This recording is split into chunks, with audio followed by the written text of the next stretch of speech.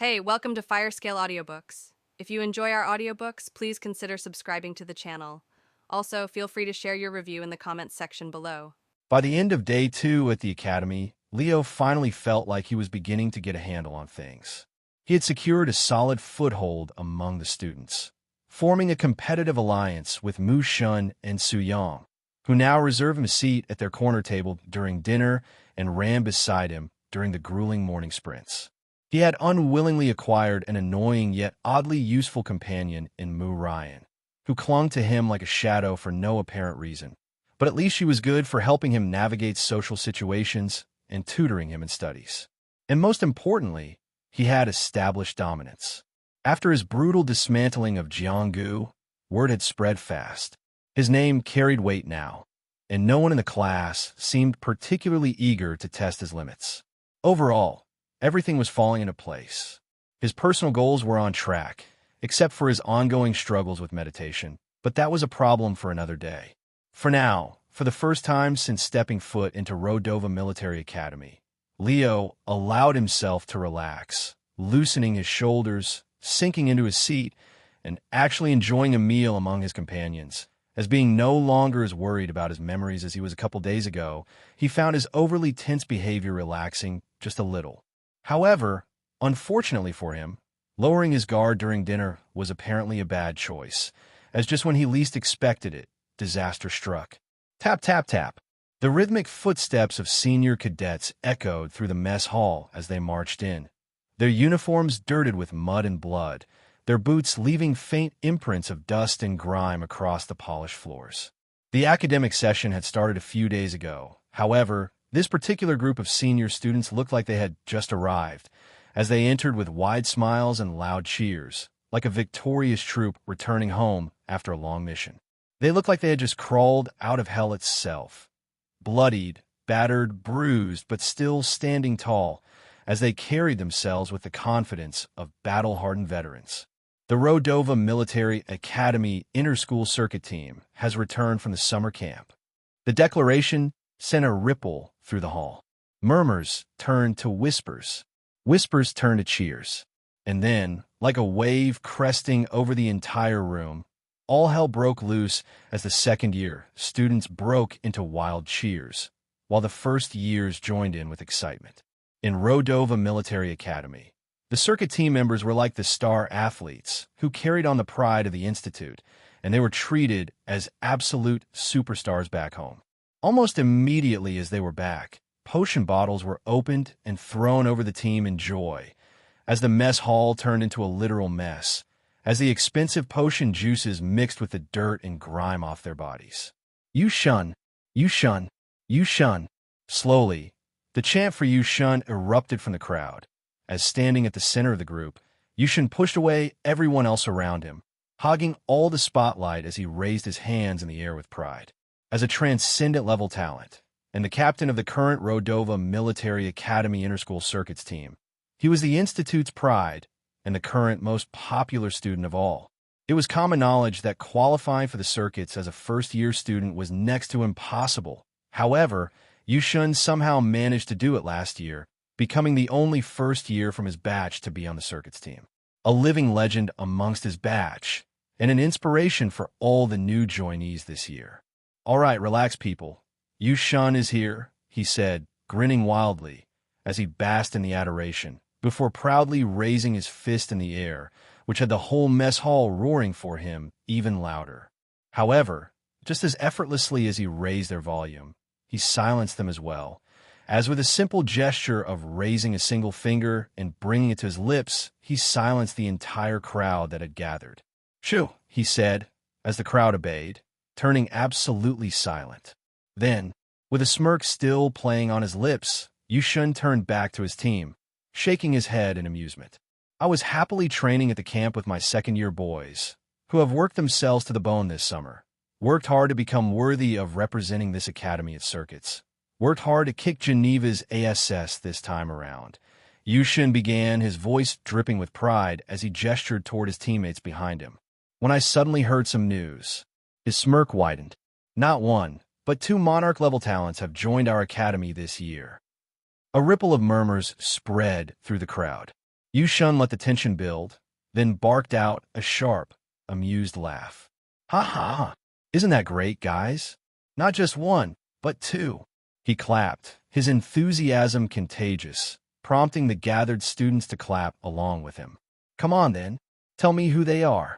Yu Shun's eyes gleamed with interest. Where are our superstars?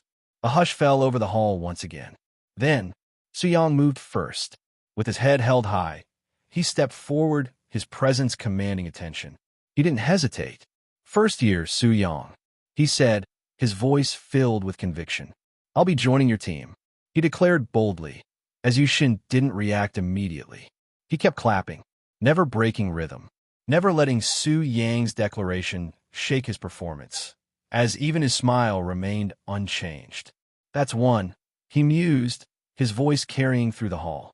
And the second? He asked, as all heads turned towards Leo. A beat passed. Then, Leo exhaled softly as he stood. He did not wish to get tangled with all this attention, but the crowd wasn't giving him a choice, and hence he was practically forced to play along.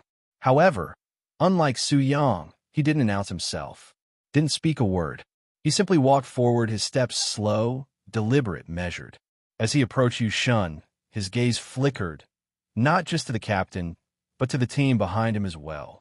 And the moment he looked into the eyes of those standing behind Yu Shun, he understood just how friendly this meeting was going to be. Hostility.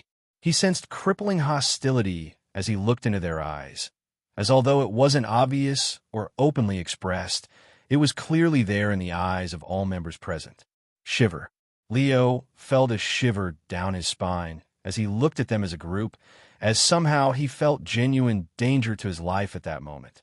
An unspoken warning radiated from the second-year circuit members standing behind Yu Shun, as unlike the others in the mess hall, who looked at Leo with awe, curiosity, or fear. These guys looked at him like he was an intruder, like he wasn't supposed to be here, like he hadn't earned his place. And in that instant, Leo understood that they did not like him at all. The sheer presence they exuded was suffocating, and he senses traces of killing intent coming his way too. These guys were not on the same level as the rest of the second years, as the pressure they exuded was not like any other student Leo had met here, but rather they seemed to carry the same weight, the same predatory sharpness, as a professor who had strength equivalent to the lieutenant rank. It was the gaze of men who had stood on real battlefields, who had bled and killed to survive.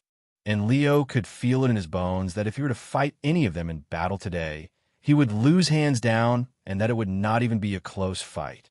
Ha ha ha, a smart one. Yushin chuckled, watching Leo's reaction with evident amusement. You hope to join the team too? He asked, tilting his head to the side as he forcibly locked eyes with Leo. I'm assuming you've already had your first 2 practical combat classes. He noted, looking around for confirmation as some of the first years present in the mess hall nodded. What's the score for the 2 of you? Yushin asked, alternating his gaze between Leo and Su Yang for answers. 18-2, 19-1, he prompted, as 20-0, replied Leo. 20-0, a perfect score. Bravo, Yushin said, his eyes narrowing as he clapped louder, as if he were mockingly impressed. Well then, Mr. 20-0 monarch-level talents, Yushin said, his tone shifting as the playful edge disappeared from his voice, and so did the fake grin from his face. At that moment, he finally decided to drop the act that he had been performing since the start, as he started to leak some of his true intentions. His black irises bled into a deep, unnatural purple, and a suffocating pressure crashed down upon the mess hall. Crackle. The temperature dropped. Frost bloomed across the floor, as the warm mess hall suddenly turned frigid, as if cold tundra air had suddenly swept the entire room. Crash. The weak-willed collapsed immediately. Find adventures on Novel Bandcom. The pressure Yushan exuded was too unbearable for them, while even the stronger ones, those who could resist passing out, began to shiver as they couldn't escape the deep, primal fear that clawed at their senses. And at the center of it all, Yushin smiled. Bloodline move, subdue, he mouthed softly, as at that instant both Leo and Su Yang froze in time. Not for shock, not from fear, but froze absolutely in time, as if their physical bodies had turned into an ice sculpture that simply could not move. What the fuck? Why the fuck can't I sense my body? Leo asked himself in alarm, as despite his mind screaming at him to move, his body simply refused to obey. It was as if he had been ripped from reality, trapped in a dark, formless void, a place where he existed but couldn't act. And in this paralyzed state, his senses heightened, allowing him to feel everything. The ice-cold chill sinking into his bones, the phantom sensation of chains coiling around his body, the sheer power pressing down on his soul. However, although he felt that way, his eyes and ears still saw everything happening around him in the real world, which told his brain that he was not in an actual phantom world, but still within the confines of reality itself, which created a weird jumble of senses in his head. What the hell is happening to me? Is this Yushun's true power? Leo wondered. However, before he could figure the answer to his question, Yushun moved. Slowly, deliberately, as he approached Leo without any hurry in the world. You want to join the circuit team? You think you have what it takes to go toe-to-toe with the best young fighters in the universe? Yushun asked in disgust, his voice dripping with sarcasm as he raised a single finger before dragging it lightly across Leo's throat. Dead, he said, looking straight into Leo's eyes, as at that moment, Leo truly felt like his breath had been caught in his throat. The fear of death was a primal instinct, and at that moment, Leo experienced it firsthand, as this was the closest he had ever felt to death in his entire life. However, as if humiliating only him was not enough, Yushun then moved on to Su Yang, doing the same to him as he said dead once again. Only then, only after making his point to the both of them, did he finally release the pressure, allowing the duo to move as the room returned to its normal temperature. The mess hall breathed a collective sigh of relief, as Yushun's fake smile returned once more. Welcome to Rodova Military Academy rookies. Members from my team will face both of you this Sunday, just to show you the gap between heaven and earth. Don't worry about Major Hen. He'll allow it. See you in class, Yushun said, as he turned and left the mess hall with the rest of the second-year circuits team following behind him. Yushun stormed out of the mess hall, his jaw clenched so tight it felt like his teeth might crack under the pressure. His mind was a swirling storm of rage, as although he had humbled the 2 first years in front of the entire academy, he still did not feel his simmering rage reduce even slightly.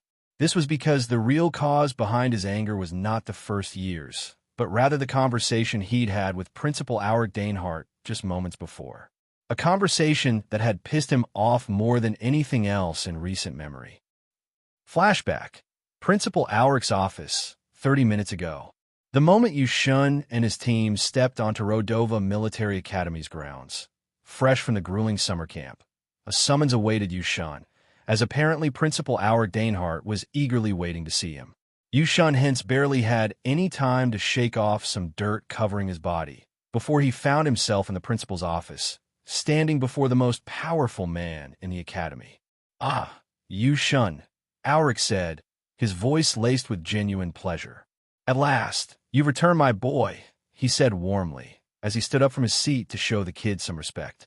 To which, Yushun responded with a respectful bow, before he sat across from Auric, on the other end of his imposing desk. The summer camp went well, I assume? Auric inquired, his sharp eyes studying Yushun closely as he tried to sense the aura he exuded. Yushun only smirked in response, tilting his chin up as he confidently let Auric check him, as it was only after the principal was satisfied with his search that Yushun finally responded. More than well, sir. My team is stronger than ever. We will not shame the academy at the circuits this year, Yushun declared, as listening to his words, Auric nodded happily.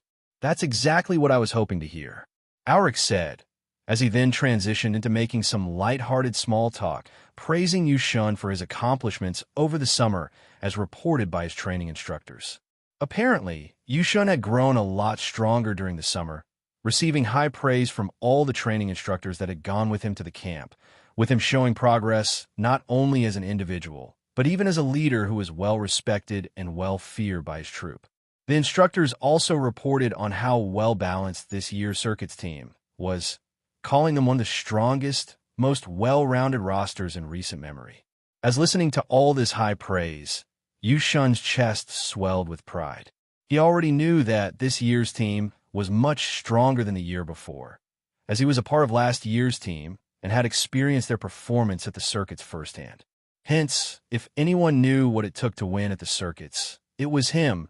And although he did not think his team was ready to quite win yet, he was confident that with 8 months before the circuit started, they had enough time to really work hard towards it. Which was exactly why the next words out of Auric's mouth shattered every ounce of pride that he'd been feeling. "About your team, my boy, there are a couple of changes you might need to make," Auric said casually, as Yushin's expression froze listening to those words. "I don't know if you've heard yet, but we have 2 Monarch-level talents among our first-year intake this year." Auric continued as if he had not just spouted blasphemy, as he talked like he could not sense Yushin's discomfort at all. "They are 2 very important individuals, and they need to be given exposure to the circuits as first years so that they can become proper leaders like you in their second year. And hence, it is my decision that they be included in the circuits team this year." Auric instructed, as Yushin's heart almost stopped at those words. They be included by default? Auric wasn't suggesting this. He was declaring it, which made Yushin's brow twitch in fury as he barely controlled his rage. "I will let them join, if they earn it. Not without it, sir," he said coldly, barely controlling his emotional outburst, as he spoke without raising his volume. However, Auric dismissed his thoughts like they were garbage. "You will do what I tell you to do, boy. You're a captain on paper, but it's me who fills the forms to decide the circuit team and who represents Rodova, and my decision on this matter is final. The boys need exposure if they are to win us the cup next time around, and I'm going to give them what they need at any cost necessary," Auric declared, as listening to his words, Yushin immediately saw red. He felt his fingernails dig into his palm, as although it wasn't explicitly mentioned, he understood the exact meaning behind the words that Auric had just said. And what he really meant was that despite all his praises, despite all the efforts that Yushin and his batchmates had put into train and get stronger, Auric did not actually believe in them to win Rodova the Cup this year. What his words really meant was that the principal of this academy did not have faith in them to do the job they were trained to do, and was rather interested in grooming the next batch, who he fancied more to win. As this made Yushin's blood boil like it were molten steel. "How dare you underestimate us?" he thought, as he just couldn't wrap his head around why instead of investing in the warriors who had already given their blood, sweat, and tears, Auric was focusing on building the next generation, and was more interested in investing in 2 untested rookies over the men who had suffered in hell to get here. Still, knowing how he was in no position to argue, he bit his tongue. His emotions raged like a storm beneath the surface, but his voice remained calm. "With all due respect, sir," he began, forcing himself to speak carefully. "I don't have a problem with them joining my team if they have the strength to earn their place." He looked Auric in the eye, his voice unwavering. "However, if they don't," his fingers curled in a fist beneath the desk, "then I'll let hell freeze over before I let them join, just because of your recommendation alone." His words hung in the air. For a moment, the 2 locked eyes, a silent war of wills. Auric said nothing, simply because he had no need to. Yushin lashing out about it was never going to change his decision on the matter, and it was not like the boy had any real power in the first place. While Yushin did not budge from his position either, his mind flickering back to Ru Han, his captain from last year, the one who had entrusted him with carrying on their legacy. The same as how the captain before him had entrusted it to Ru Han. It was a promise passed down from leader to leader. "Continue your journey at Novel Bin, calm." Rodova had not won the cup in years. But this year was supposed to be different. He had promised Ru Han, he had promised himself, that they would fight to reclaim Rodova's lost crown, that they would bring the championship home. Not next year, not in some distant future. This year, and now, he was being asked to lower the quality of his team by putting 2 undeserving rookies in it instead of hard-trained warriors who had suffered nothing, who had not yet bled for this academy. No, it was not happening. He knew he couldn't argue with Auric right now. But as soon as he stepped out of this office, he knew exactly what he was going to do. Don't do anything stupid after walking out of here, boy. I know how hot-headed you can be, and hence I will be watching you, Alric warned, as Yushin stormed out of his office, his anger burning white-hot as he stormed toward the mess hall. If the principal wanted to gift those two a spot on his team, then Yushin was personally going to ensure that they fucking earned it. After Yushin and the other circuit team members exited the mess hall, a heavy silence hung in the air. All eyes shifted toward Leo and Su Yang, the two first years who had just been publicly humiliated and overpowered, and the gazes that fell upon them today were not something they were accustomed to. They were used to admiration, fear, respect. But today, the stares directed at them carried none of those things. Instead, they were filled with pity, mockery, satisfaction at their downfall. The same kind of looks that had been cast upon the unfortunate first-year Su Yang had crushed on the very first day. But now it was their turn. Leo could feel the weight of those stares pressing down on him, his male pride burning from within as he winced at the bitter taste of helplessness. He had faced many things since arriving at this academy. Fights, threats, insults, but never had he experienced such complete and utter powerlessness. It gnawed at his insides, twisting his stomach into knots. Yet, as much as it stung for him, he could tell that for Su Yang, it was so much worse.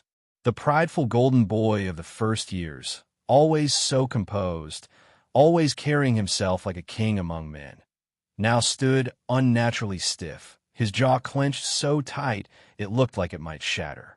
His hands were trembling, his entire body tense with barely contained fury. And then, "Fuck this," Su Yang hissed through gritted teeth, his voice laced with seething rage.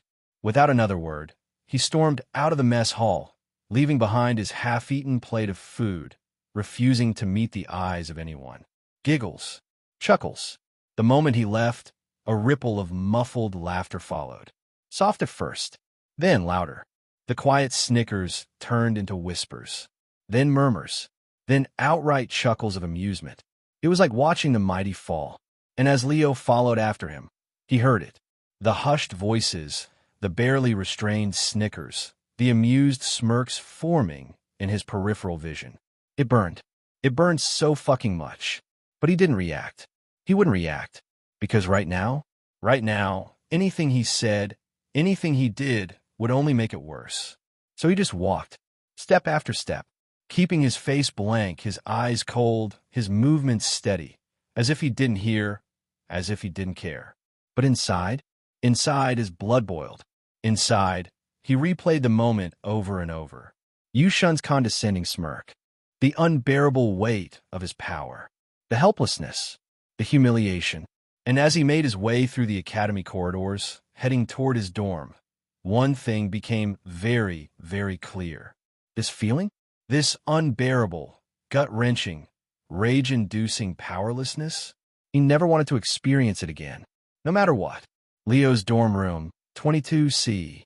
After reaching his room, Leo slammed the door shut as he began pacing around the room like a maniac.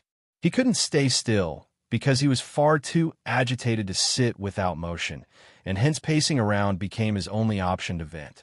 "Fucking cocksucking motherfucker," Leo snarled, his voice low but venomous, as his mind spiraled into an endless loop of rage-fueled scenarios. Continue reading on Freeweb novel. At first, all he could think about was how he would hurt Yushin if he had the power to do so. He imagined smashing that smug grin off his face. Imagined turning the tables the moment Yushin dared to look him in the eye. Imagined making him feel the same helplessness that he had inflicted on him. But then the scenarios shifted. Instead of what if I had the power, it became what if I had outplayed him. As the scenarios he cooked up in his head became even more delusional, he thought about how he should have countered the humiliation, how he should have flipped the situation on its head, how he should have made Yushin look like the fool instead of standing there like a frozen fucking idiot. But none of it mattered, because him cooking those scenarios was not going to change what had already occurred in reality. And it wasn't until half an hour later, when his rage had simmered just enough for his mind to regain some semblance of clarity, And when he looked at his own crazed reflection in the bathroom mirror, that the weight of it all truly hit him. This was pointless. It didn't matter how many ways he reimagined the scenario, for it was not going to change what had already happened. No, it would only make him weak. As instead, what he needed to do wasn't to stew in useless what-ifs, but rather accept it and move on. What he needed to do now was to plan, to figure out exactly what it would take to ensure that this never fucking happened again. Because whether he liked it or not, Yu Shun and the entire second-year circuits team were stronger than him. And that was an undeniable fact. Freaks. They're freaks, Leo thought, as he recalled the gaze of the members standing behind Yu Shun. Those who had not even acted today, as he recalled how even they exuded a power that Leo couldn't hope to easily match. They want to face me this Sunday. The whole academy will be watching. That's my chance to fight back. If I can show a strong performance there, then I can send a message that I'm not to be trifled with, Leo mused, as he began psyching himself up for the fight to come. I need to repractice my skills. All of them. I need to get back to my peak. I need to become the boss, yet again. If I wish to have any hope of defeating them, then I need to get back to my martial peak.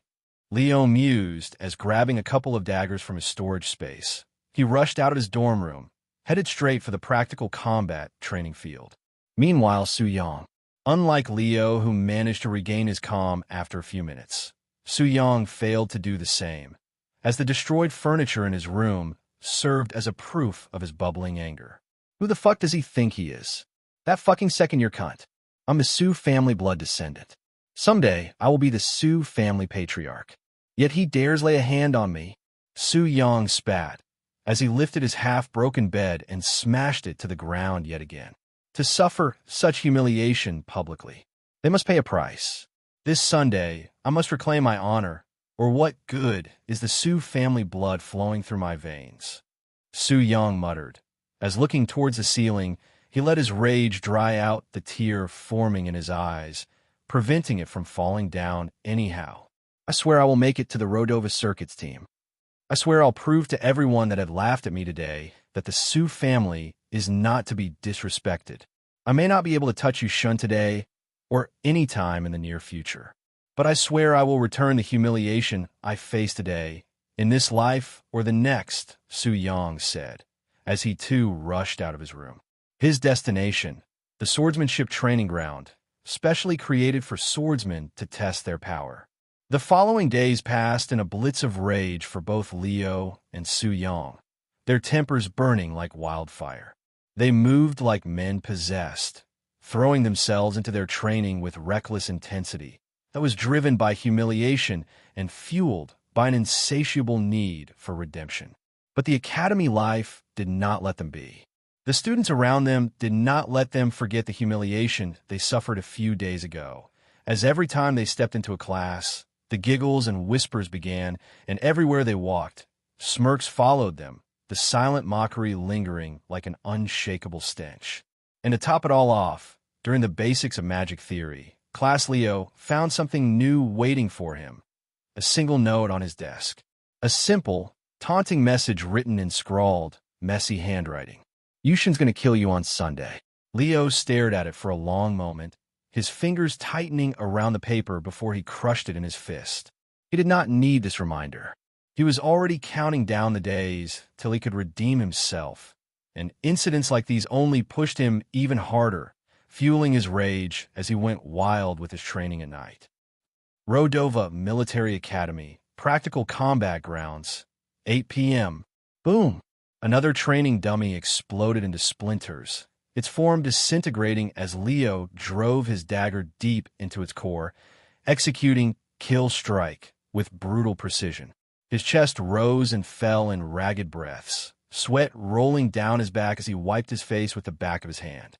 Slowly but surely, his body was remembering.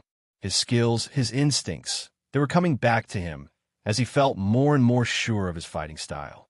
That's the 17th dummy you've exploded tonight, Sky Shard. And while I'm glad to see your skill activation time reducing fractionally, I must also remind you that these dummies don't come for free. Although we don't charge you students for destruction of practice dummies and let you use as many as you like, they actually cost 20 MP apiece and you've just destroyed 17 of them tonight. That's equivalent to the monthly salary of my assistants, Major Hen said as he walked over to Leo with an eyebrow raised.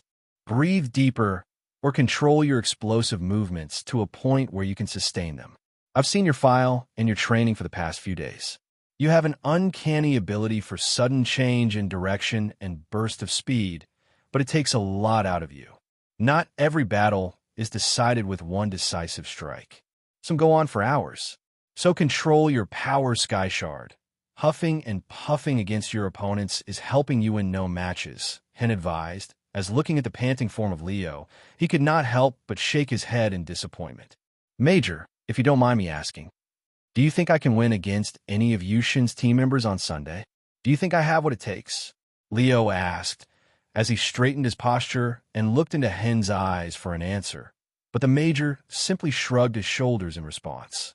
You could. You clearly have some very practical skills, especially the decoy one and the short-range teleportation one. Those make you very unpredictable. However, that's pretty much all you have. The hellish academy life that you've been experiencing for 5 days, your seniors have experienced it for over a year, and to top it off, they've already fully absorbed their genetic awakening serums and have undergone a special training camp this summer. I'm pretty darn sure that you don't have the raw physical ability to compete with them, so you're going to need to be very smart if you want to beat them, Hen said as he gave Leo his unbiased opinion. Just how big of a difference do you expect to see in our physical abilities? Leo asked, hoping for more answers, as Hen simply shut him down. You're an assassin, aren't you, boy? And you also attend the scouting and movement course. Go figure that shit out yourself. I'm not going to stand here and be your source of information on how to deal with your opponents, Hen said, as he walked away from Leo yet again, but not before tossing him a small vial of stamina potion. Clock. Uncorking the golden potion bottle, Leo took a sip of the stamina potion and instantly felt the warmth coursing through his body as it soothed his muscles. He had been training hard for the past few days and had pretty much learned how to control all of his skills, except for parallel processing, which still left his body in a puddle after only 15 to 20 seconds of usage. Unlike his other skills, which he could perform with relative ease, parallel processing seemed to take a lot out of him, and although he had learned how to control the move now and prevent it from accidentally activating whenever he felt like his life was in danger, he still could not neutralize the backlash from using it, which made it a liability in battle. What was I even thinking when I decided to learn this skill move? It's overpowered, yes, but it's useless when my body is so frail, Leo cursed, as he could not believe the stupidity of his past self for learning such a ridiculous move that was more of a liability than an asset. Nonetheless, having learned how to control it was good enough for now, as at least he could rest assured that he would not accidentally activate it in battle anymore. So, I need to be smart with it, huh? He muttered, recalling what Hen said, as he threw his dagger towards another practice dummy 25 meters away, before using the skill move, Blade Switch. Almost immediately, he reached the location of his thrown dagger, as he plunged it into the neck of the practice dummy, before using Kill Strike, yet again, as he exploded yet another dummy head. BLM. An explosion rattled the entire practical combat training field, as Hen clicked his tongue in disapproval from a distance. It seemed like Leo had decided to disregard his advice on exercising restraint, which made him feel disappointed as an adult. However, that disappointment aside, he was really excited to see Leo in action as he performed his skills, as although he did not speak it out loud, he pretty much had his mind blown away with how crisp Leo's fighting basics were. Whether it was stance, balance, or form, Leo had nailed everything down to perfection. Every movement that he made naturally linked up to the next, which made it seem like he was floating on a battlefield rather than moving on it. His dagger throwing accuracy was better than some of the professors at the academy, as although the way he gripped the dagger and threw it was not the standard they taught at this school, it was something unquestionable, as in the several hours of practice that Hen had watched Leo perform, he had yet to see him miss a target by even a millimeter. Whoever his previous teacher was had to clearly be a very accomplished assassin, as Leo was clearly an exceptionally well-taught talent. However, although his strengths were exciting to witness, His weaknesses were also glaringly obvious to a veteran like Hen. From his perspective, the boy did not understand the concept of stamina conservation and had clearly never fought a fight that lasted longer than an hour. He got tired too easily and constantly fought at his 100% rather than controlling the tempo as and when needed. He also did not have the necessary physical strength to go toe-to-toe with a swordsman or any other short-range fighter from amongst the second-year students. As with his strength being average amongst even the first years, he was a mile behind the second years for the same. And if by chance he fought an opponent that was both faster than him and had a good defense, then Hen saw no qualities in him that would suggest that he could take him down. As overall, Hen found Leo to have a lacking stamina, a lacking defense. Discover stories at Freeweb Novel. And average physical qualities made him easy pickings for a seasoned fighter from second year, which was why Hen expected him to lose badly come Sunday. Like every other morning at Rodova Military Academy, Sunday also began with mandatory physical training for all students. Technically, it was optional, but that was only on paper. Professor Marvin had made it painfully clear that missing his class was not an option unless you were on your deathbed. And even then, he might still expect you to crawl onto the track. So, as expected, every student was present. But while it seemed like just another day at the academy, something about today's morning was definitely different. The air buzzed with an unusual energy that was heavier than the usual morning grogginess. Eyes constantly flickered toward Leo and Su Yang, as although their presence had always drawn attention, today in particular, it seemed like the stares lingered longer, and the whispers carried a sharper edge. Because today was the day the big fight was supposed to happen. "Big brother, I hope you're ready for the big fight later this morning," Murian said, stretching beside Leo, her voice laced with genuine concern as Leo clenched his fists in response. "I don't need reminders," he replied flatly, as he was already aware of what was coming. The fight against the seniors was looming over him like a storm, and with every passing second, the pressure only grew stronger. "I hope Professor Marvin doesn't drain you dry this morning. Your fight's at 9 a.m. After all, and 3 hours of intense training beforehand won't exactly leave you in top shape," Murian pointed out, as Leo's jaw tightened at her words. He already knew that.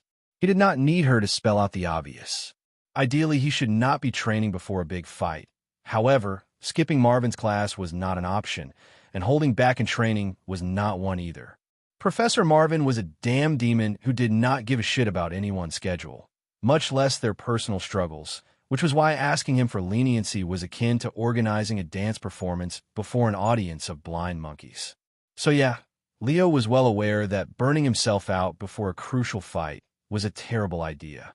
But what pissed him off more was hearing someone else point it out. Because acknowledging a problem was one thing. Having someone else rub it in? That was another. "Murian, please leave me alone and fuck off. I really need some peace and quiet this morning, and if you can't shut up, then please go bother Mushan today," Leo said, as Murian puffed her cheeks in anger at his words. She was only trying to look out for him from her perspective. However, what she failed to understand was that Leo did not need to hear her concerns before the fight. He already knew them loud and clear, and was anxious enough as is, which was why he did not need her to make him any more nervous than what he already felt. "Good morning, cadets." A male voice then cut through the room, as Professor Marvin entered the training hall at 5:30 on the dot.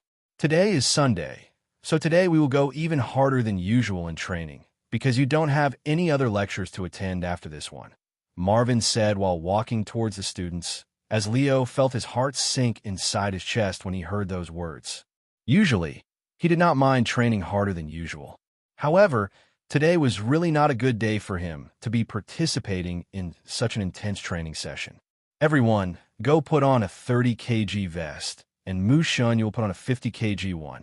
Skyshard, Yang, the two of you are excused from today's training. Yushin has requested I don't exhaust you today because of your big fight coming up later this morning. And as a show of respect for the circuit's team captain, I'm excusing you from your morning training. However, both you boys will work extra hard next week to make up for this lost day," Marvin declared, as Leo almost couldn't believe his ears when Marvin excused him from today's training. Your next chapter awaits on Freeweb Novel. Marvin was infamous within the academy for having once made a cadet with a broken foot and a big plaster run 20 laps on crutches, which made his behavior today seem completely uncharacteristic. However, the fact that he let the two of them off the hook was definitely a good thing, as Leo accepted his mercy with grace. Thank you for your consideration, Professor. I will surely work harder for the coming week, Leo said, as he stepped out of the file. However, Su Yang did not follow suit. Respectfully, Professor, I refuse to accept any concessions that have been handed out to me on request of Captain Yushun. I hate his guts, and my pride refuses to accept any handouts from him. Please allow me to join today's training session, as I would rather fight at half my strength than accept mercy from my opponent, Su Yang said, as Leo immediately shot him a dirty glare. Fucking noble and his big fat pride. Leo cursed under his breath as he shook his head in disappointment. In battle, one took every advantage they could get, regardless of whether it was an advantage offered by a friend or an enemy. However, clearly Su Yang did not believe the same, as his brain had been rotted by the anger that he felt against Yushun. The prideful idiot voluntarily stepped up to train, which made even Professor Marvin pinch the top of his nose in disbelief. That declaration was so incredibly manly that words fail me. However, it's also stupid. You won't get any excuses if you lose the fight because of fatigue, Yang.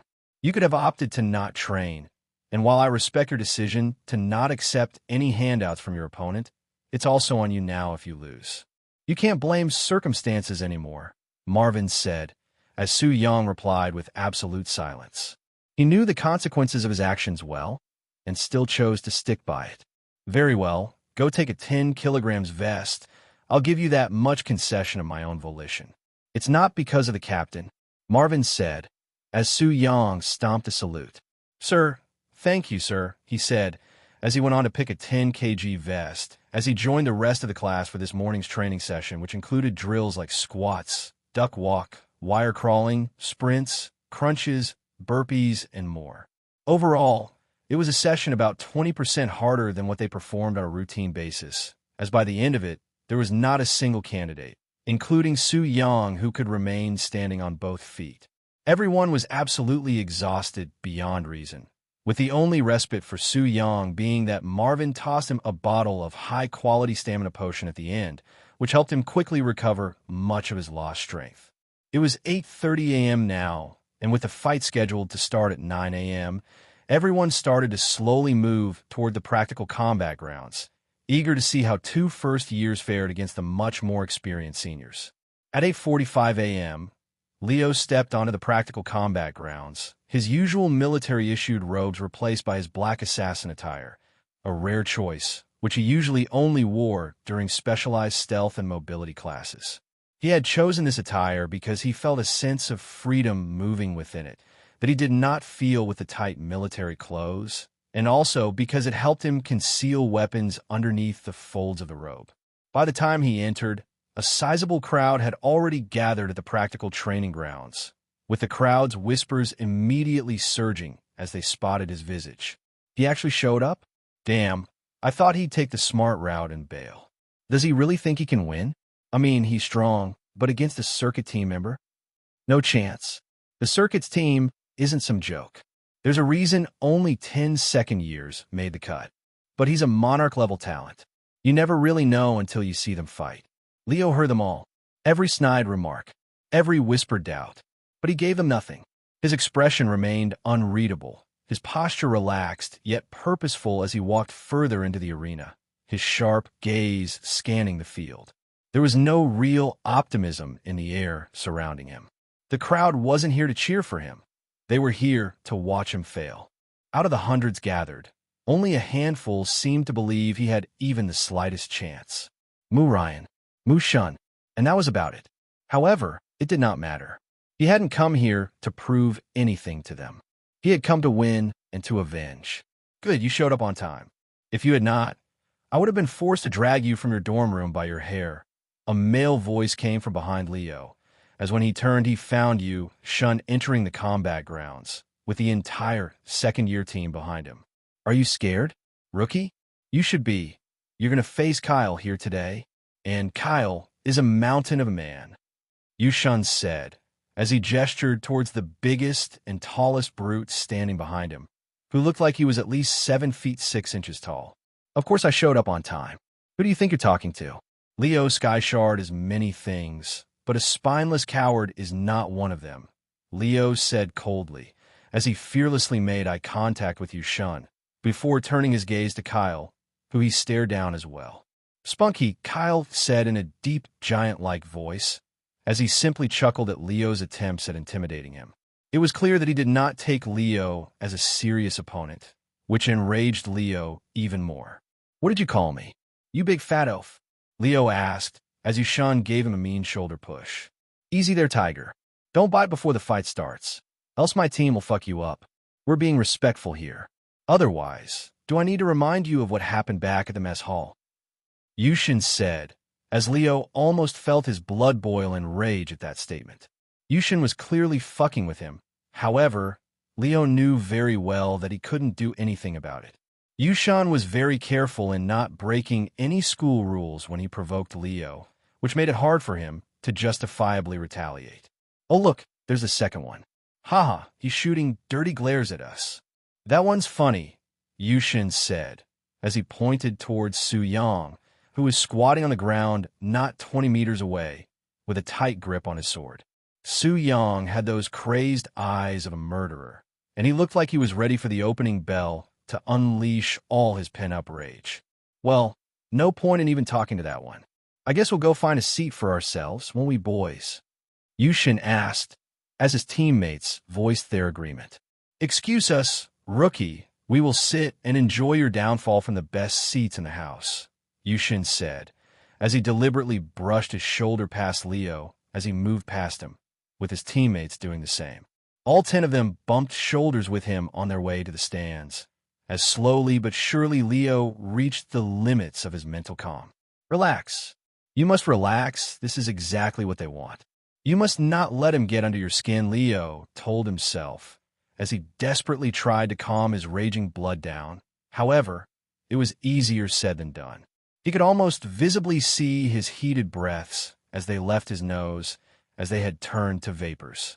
He too was ready to explode with his daggers out right this very moment. However, 10 minutes still remained till the major and the officiating staff showed up, as Leo was forced to bottle up his feelings until then.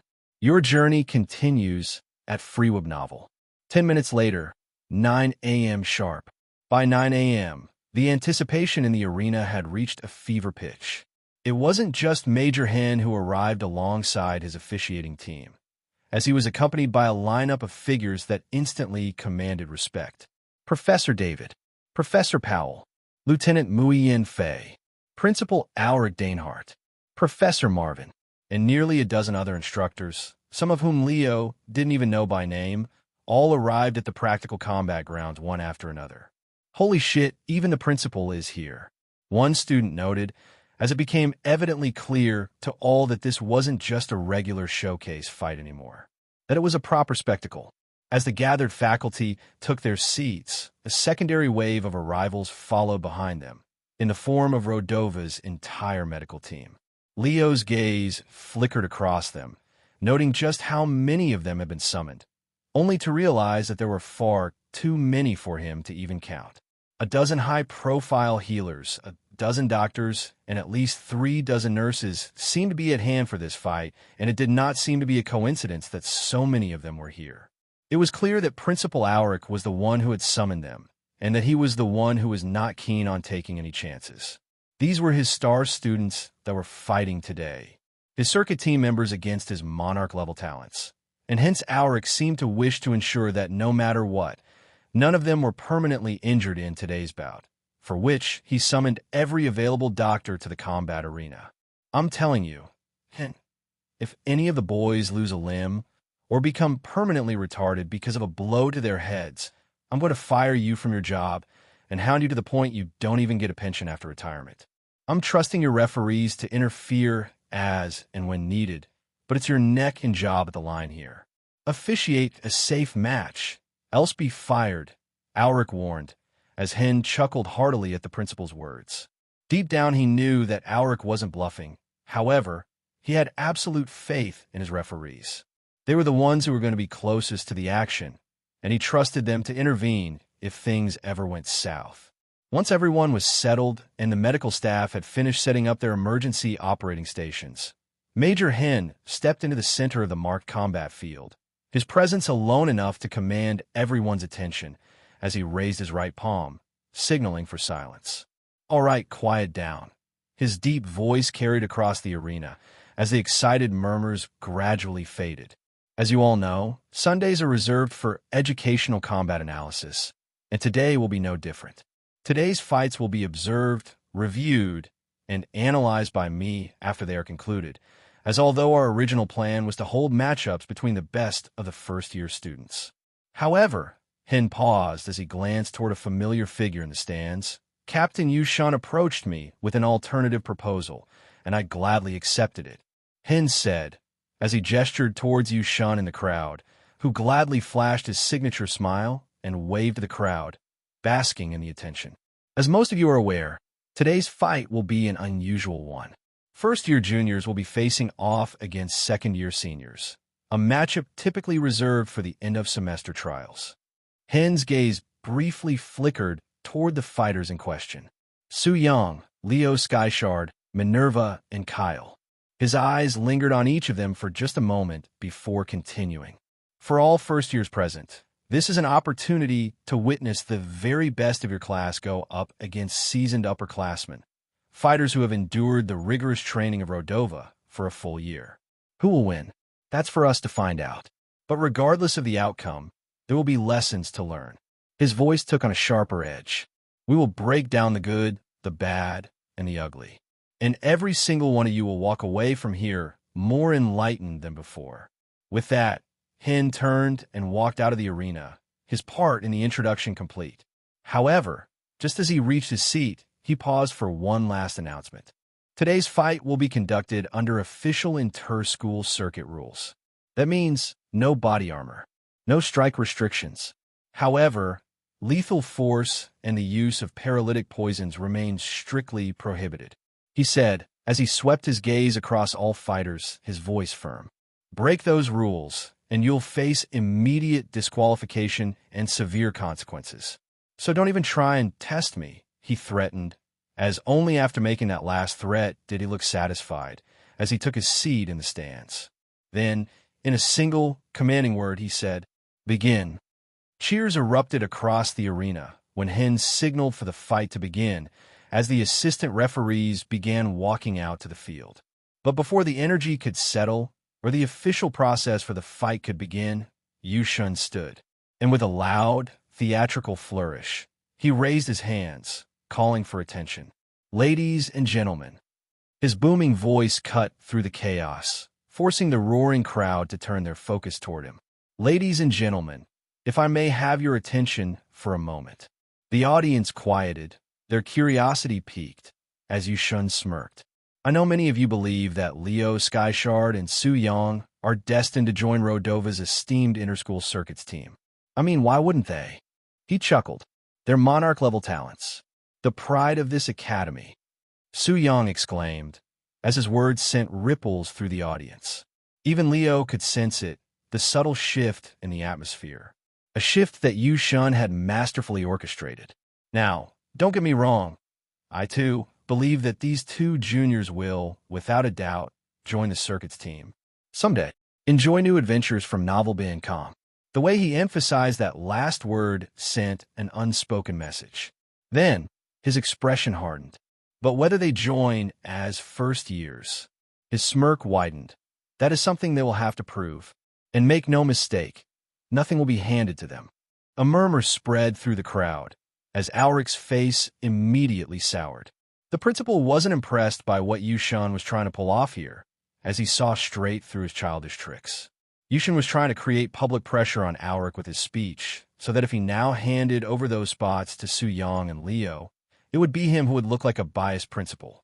The esteemed Rodova Military Academy is not built on favoritism. It is built on meritocracy, and meritocracy alone. Yushun's voice rang with conviction, his words sinking into the crowd. So today I, Yushun, declare this. If these two geniuses can defeat their opponents in a fair fight, I will welcome them onto the circuits team with open arms. They will participate in every training match against our rival military academies throughout this academic year, and they will join our team exercises in preparation for the circuits. A tense silence followed. Then, Yushin's eyes gleamed. But if they fail, he let the words hang in the air, drawing out the tension. Then they will wait, just like everyone else. And at the end of the year, when the final circuits team is selected, they can try again. The crowd erupted. This was exactly what they wanted to hear. Rodova wasn't some elite club where names alone earned positions. Rodova was a battlefield, and only the strong survived. If they perform, Yushin's voice cut through the cheers. They are welcome, but if they don't, he paused, letting the tension simmer. Then he smiled. They will not join my team. The arena exploded into deafening roars. The stake for this fight had been set, and the crowd went wild to know that justice was being upheld here. Auric, Su Yang, and Leo were not pleased by this speech at all. However, there was nothing either of them could do about it. Protesting in front of a cheering crowd would only make them look like biased fools, and hence, they could only bide their silence for now. Mom, I quite disliked Yushan before today, but he might become my favorite student of all time after today, Professor David said with a smile, as although he hated the Yu family young master with a passion up till last year, he was really happy to see him put Leo and Su Yang in their place today. Yushan, Yushan, Yushan. The crowd cheered, as the captain bowed to every section of the cheering crowd before finally taking his seat. Then, the referees once again began walking towards the center, as they discussed something amongst each other, before taking their positions around several spots of the market combat arena. First fight, Su Yang versus Minerva. The head referee, standing in the center, declared, as the crowd roared even louder at his words. Xing! Su Yang unsheathed his sword with one clean motion, as he banged his chest with his weapon and walked towards the combat arena, with anger plastered all over his face. In contrast, Minerva, his opponent, walked towards the arena with a serene calm on her face, as she did not so much as check the tightness of her bowstring. Is this a joke, Yushun? You send a woman to stand in my way? What? Are you too scared to fight me yourself? Su Yang roared in anger, as audible gasps could be heard across the arena at his comment. Gender discrimination was considered to be a backward practice in modern society. However, with the best fighters across history being mostly men, the bias was hard to erase completely. Don't worry, this woman is more than enough to handle the likes of you. Yang, Yushun shouted back from the crowd, as a loud "oh-oh" rang from the audience. Once Su Yang and Minerva took their starting positions, a heavy silence washed over the arena. The crowd, brimming with anticipation, leaned forward in their seats, eager to witness the clash between the proud first year and the seasoned second year. Su Yang stood poised, his sword gripped tightly in his hands, his golden eyes locked onto Minerva with pure, unfiltered rage. Across from him, Minerva stood calmly, her bow resting lightly in her grasp, her stance unshaken, her breathing slow and measured, completely unbothered by the storm of emotions radiating from her opponent. The contrast between them was glaring. Su Yang was a wildfire, burning, untamed and hungry for destruction, while Minerva was an ice-capped mountain, unmoved, unaffected, and untouchable. For a while it became a contest to see who would flinch first. However, before that could happen, the referee standing between them raised his hand. Begin, he declared, as immediately Su Yang launched forward like a cannonball, the sheer force of his movement kicking up a cloud of dust behind him. Shine! His sword gleamed as he raised it high, ready to carve his opponent apart before she could even react. But, whoosh! An arrow shot from Minerva's bow before he even took 5 steps. Not at him, but the ground in front of him instead. Crack! The moment the arrow struck the earth, A towering wall of ice erupted between them. A massive, translucent barrier, thick and solid, blocking his path in an instant. What? Su Yang's pupils shrank, but his reaction was instant. With a furious roar, he swung his sword. Slash! The thick ice shattered like fragile glass under the sheer force of his strike, splintering into countless shards. But, as the ice crumbled before him and his path was cleared, Minerva was gone. As his head snapped up, she was no longer standing where she had been just moments ago. And instead, she was already at the farthest edge of the arena, her bow already drawn and multiple arrows knocked between her fingers. Ow! Su Yang barely had time to process the impossibility of her speed before. Fwish! Fwish! Fwish! Arrows rained down upon him. Fast, precise, and unrelenting. His body reacted before his mind did, his sword whipping through the air to deflect the incoming projectiles. Clang! Clang! Thud! As he managed to knock a few aside. But not all. One arrow sliced his cheek. Another grazed his shoulder, and a third embedded itself into the dirt beside his foot, missing him by a hair. What the hell? He mused, as he barely manages to take a step forward, when, fwish! Another barrage came flying, and his step faltered. Shit, he thought, as he was forced to defend once again, as he found himself on the receiving end of a relentless barrage. Any time he tried to move forward, Minerva let loose another wave, forcing him back into a defensive stance. And to make matters worse, each new arrow was faster than the last, whistling through the air at impossible angles and aimed at every weak spot that she could exploit. He wanted to close the gap, needed to close the gap, but he couldn't. Every time he even thought about moving, an arrow was already there to stop him. And it wasn't just speed. Her accuracy was supernatural. There were no wasted shots, and every arrow she launched carried a lethal intent. How am I even supposed to fight her?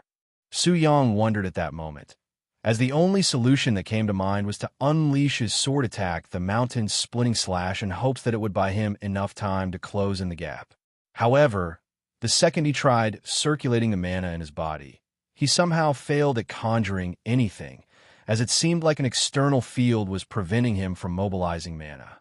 Got you, Minerva said at that moment, as Su Yang looked around at the arrows scattered around him on the ground, and realized that they were the mana-absorbing type. He was in the center of an arrow formation that would make it impossible to mobilize any of his skill moves unless he could get out of it. However, Minerva simply wouldn't let him move. Damn it! Su Yang gritted his teeth, his body shifting, twisting, and weaving between the endless onslaught. The crowd watched in stunned silence, the energy shifting drastically from excitement to disbelief. This wasn't a fight. This was a humiliation, and everyone could see it. This is brutal. One spectator whispered, Minerva isn't even breaking a sweat. Damn, I thought Su Yang was stronger than this. The words stung worse than the arrows themselves. But the worst part? They were right. He couldn't touch her, couldn't even get close to touching her. Every attempt was futile. Every move was countered before it even began. And the longer this dragged on, the more exhausted he became. His breath grew ragged. His muscles ached. His movements slowed. But Minerva, she remained the same. Calm, steady, untouched. About 12 minutes after the fight began, Su Yang's vision started to blur slightly, sweat dripping into his eyes. His arms felt heavier than before. His legs screamed in protest. And that was when it truly sank in. Your next chapter is on Novel Ben Calm. The gap between their strengths. It was massive. She was on an entirely different level. He wasn't even fighting her. He was being toyed with, like a cat playing with a trapped mouse. Enough! Su Yang roared, his voice hoarse from exhaustion. His body was bruised, battered, and bloodied from all the arrows that had slipped past his defenses, his breath heaving, his once pristine uniform now tattered. And yet, his grip on his sword remained firm. Stop firing arrows at me from a distance like a damn coward, and face me properly. His voice echoed across the arena, filled with frustration, fury, and desperation. For a moment, the world seemed to pause. Then, Minerva tilted her head slightly, lowering her bow just enough to meet his glare. And then she laughed, a quiet, airy chuckle that sent another wave of humiliation crashing over Su Yang. "Face you properly?" she echoed, her voice carrying a clear note of amusement. Then, with a smirk, she said, "Sorry." Her bow raised once more, the tip of her next arrow glinting under the sun. "As a woman, I'm too scared to fight men in close range." Fwish! The next arrow struck Su Yang clean in the chest, knocking him flat onto his back as the referee immediately stepped in to call the match. Match over. Winner, Minerva. The arena erupted. Some cheered wildly. Others laughed. Some sat there, stunned into silence. But the result was undeniable. Su Yang had lost, and he had lost badly. "Medics! Medics!" Auric screamed at the top of his lungs as the medics rushed to Su Yang's side that very instant. Blood had already started to pool around the wound in his chest. However, before he could even lose 100 ml, the arrow was pulled out, and a whole medical team began to work hard to heal his injury. "I lost," Su Yang muttered aimlessly, the arrogance in his eyes replaced by a clueless stare as the reality finally sunk in. He had been manhandled by Minerva, and that wound to his pride hurt 1,000,000 times more than the one in his chest. Unlike the neutral spectators in the arena, who viewed Su Yang and Minerva's fight as mere entertainment, Leo saw it through an entirely different lens. He wasn't just an observer. He was the next fighter, and what he had just witnessed baffled him to his core. From the moment Minerva fired her first arrow to the instant Su Yang shattered her ice wall, barely half a second had passed. Half a second, and yet, in that infinitesimal window of time, she had already moved nearly 20 meters from her original position. Leo hadn't seen how she did it. All he had perceived was a blur. A flicker of motion, so fast, so seamless, it defied logic. Was it movement skill? A high-level footwork technique? Or was this just her natural speed? He had no answer. But what he did know was that it was terrifying. And if that wasn't enough, her battle awareness was even scarier. Every single arrow she loosed was deliberate, calculated. Some are meant to restrict Su Yang's movements. Some are meant to injure him. And the rest were aimed at forcing him into a trap. At first, Leo thought the arrows landing around Su Yang were just stray shots. But now it was painfully clear she had orchestrated everything. The positioning of her shots, the angle of his deflections, the way they landed around him. It wasn't random. It was a carefully laid out mana suppression formation, a setup that completely disrupted Su Yang's ability to channel his skills. Discover hidden content at novelband.com. And the worst part? She had clearly planned all this before the fight even began. She had walked into the arena with specialized mana-absorbing arrows, anticipating exactly how Su Yang would react, and countered him before he even threw a single strike. Meaning, Su Yang had lost this fight before he even fought it, simply because head opponent had read him like an open book. What a freak, Leo mused as he swallowed hard. This wasn't just about raw power. The second-year circuit team members weren't just faster, stronger, or more skilled than their first-year peers. They were also more experienced. They had fought against both their own teammates and opponents from other military academies. They had encountered countless strategies, countless tactics, and because of that, they had an answer for everything. Their movements weren't just instinct. They were knowledge. They were execution. Sigh. Leo exhaled slowly, his mind racing. If my opponent is even half as intelligent as her, I'm screwed. He thought, as a chill ran down his spine. He observed coldly as the medical team carried Su Yang off the battlefield after his condition stabilized. And once they did, the head referee stepped forward, raising his voice over the lingering buzz of the crowd. "Leo Skyshard.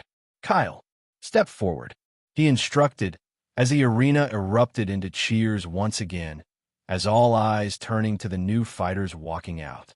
"Give them hell, big brother.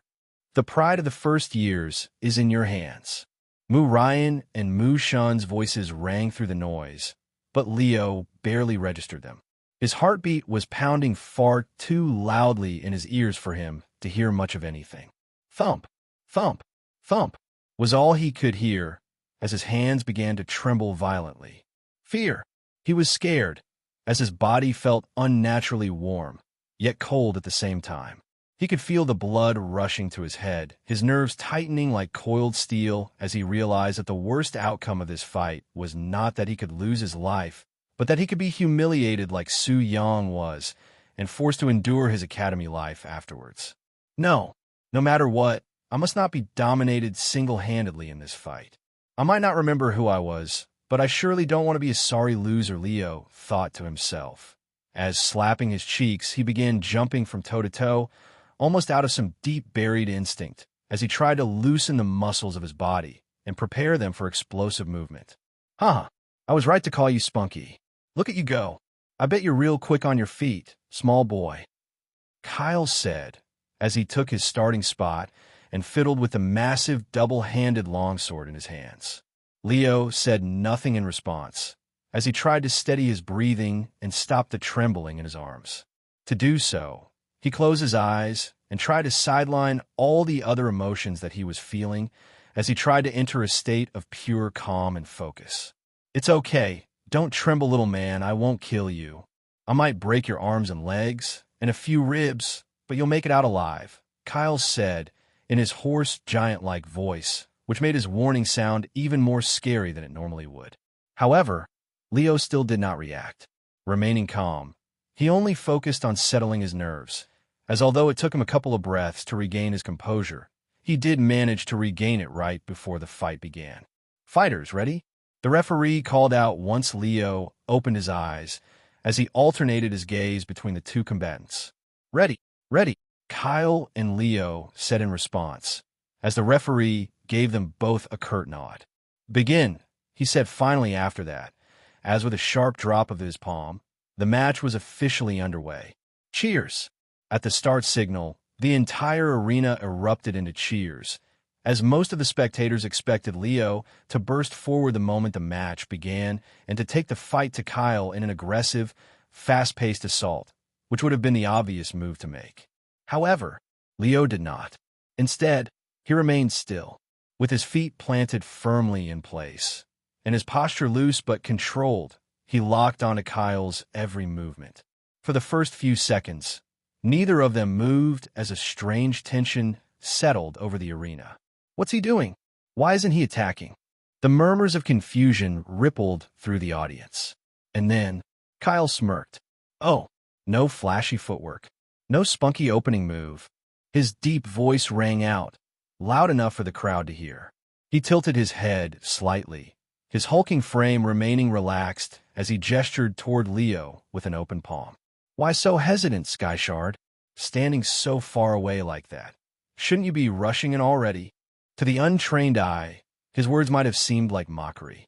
A taunt, meant to bait Leo into recklessly closing the distance.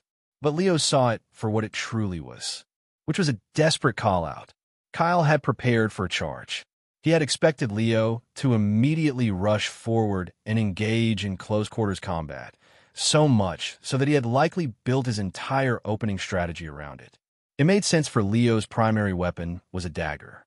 And if he had sent spies to watch his training, which Leo highly suspected he did, based on how Su Yang's fight had turned out, he would know about how he had no moves like exploding dagger that would help him fight from a range. This meant that his opponent already knew that he had no choice but to engage in close combat when the fight began, making it very likely for him to burst forward the second the fight started. No, not today, Leo thought, as he could see through his opponent's strategy now.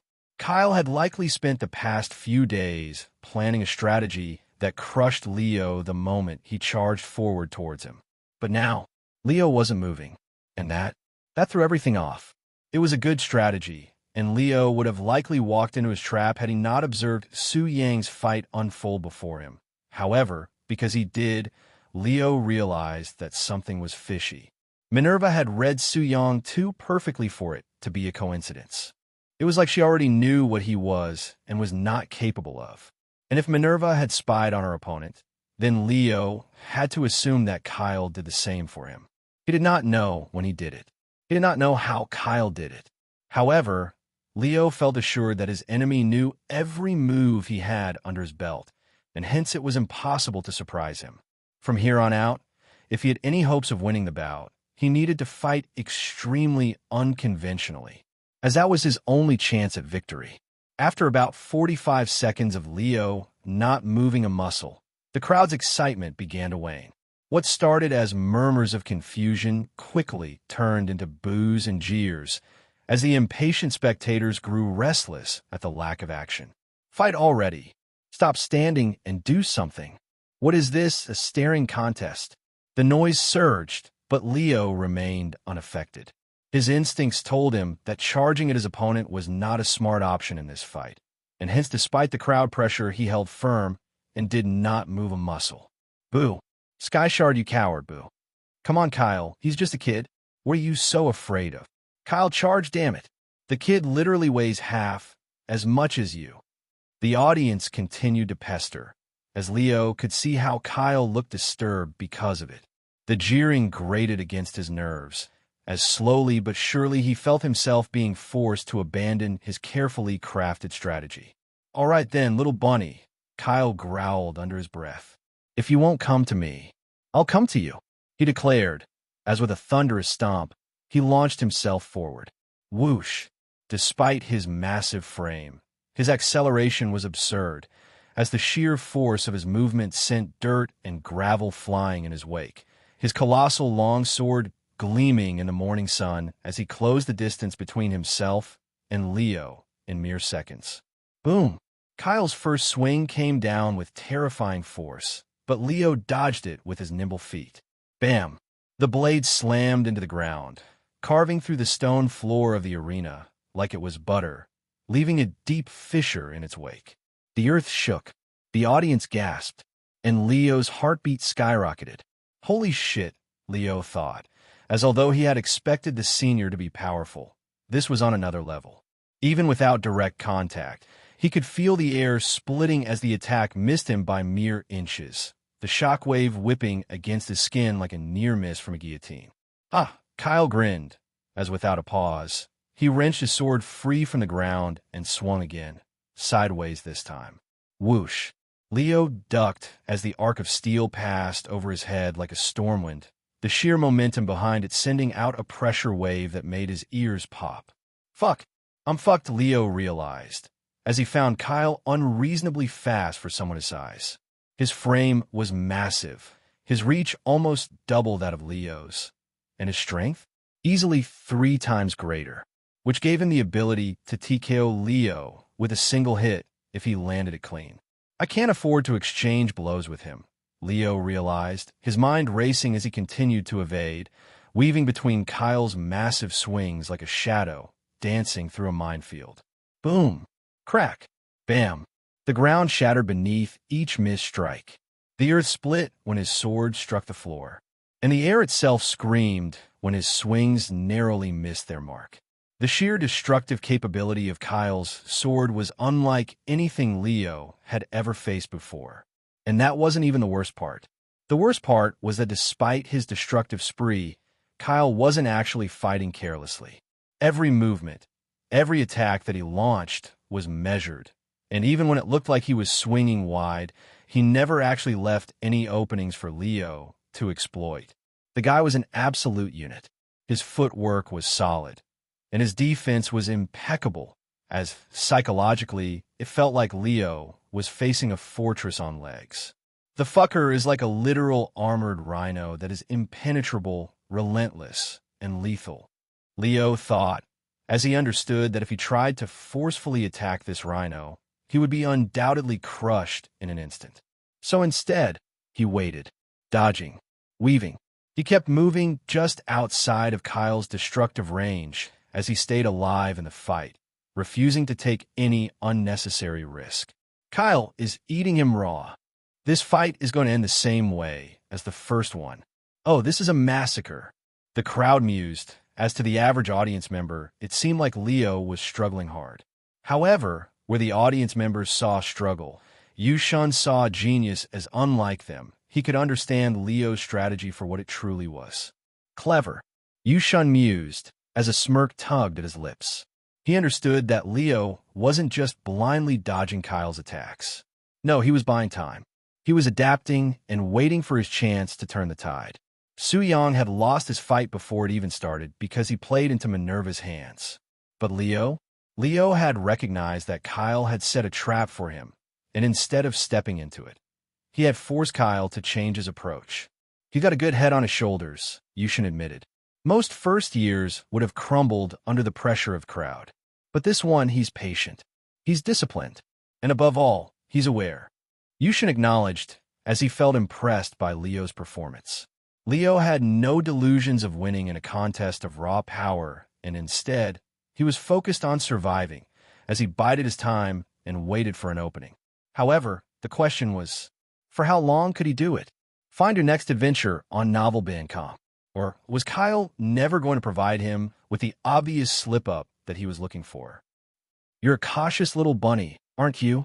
Kyle's voice rumbled with amusement as Leo dodged yet another massive swing.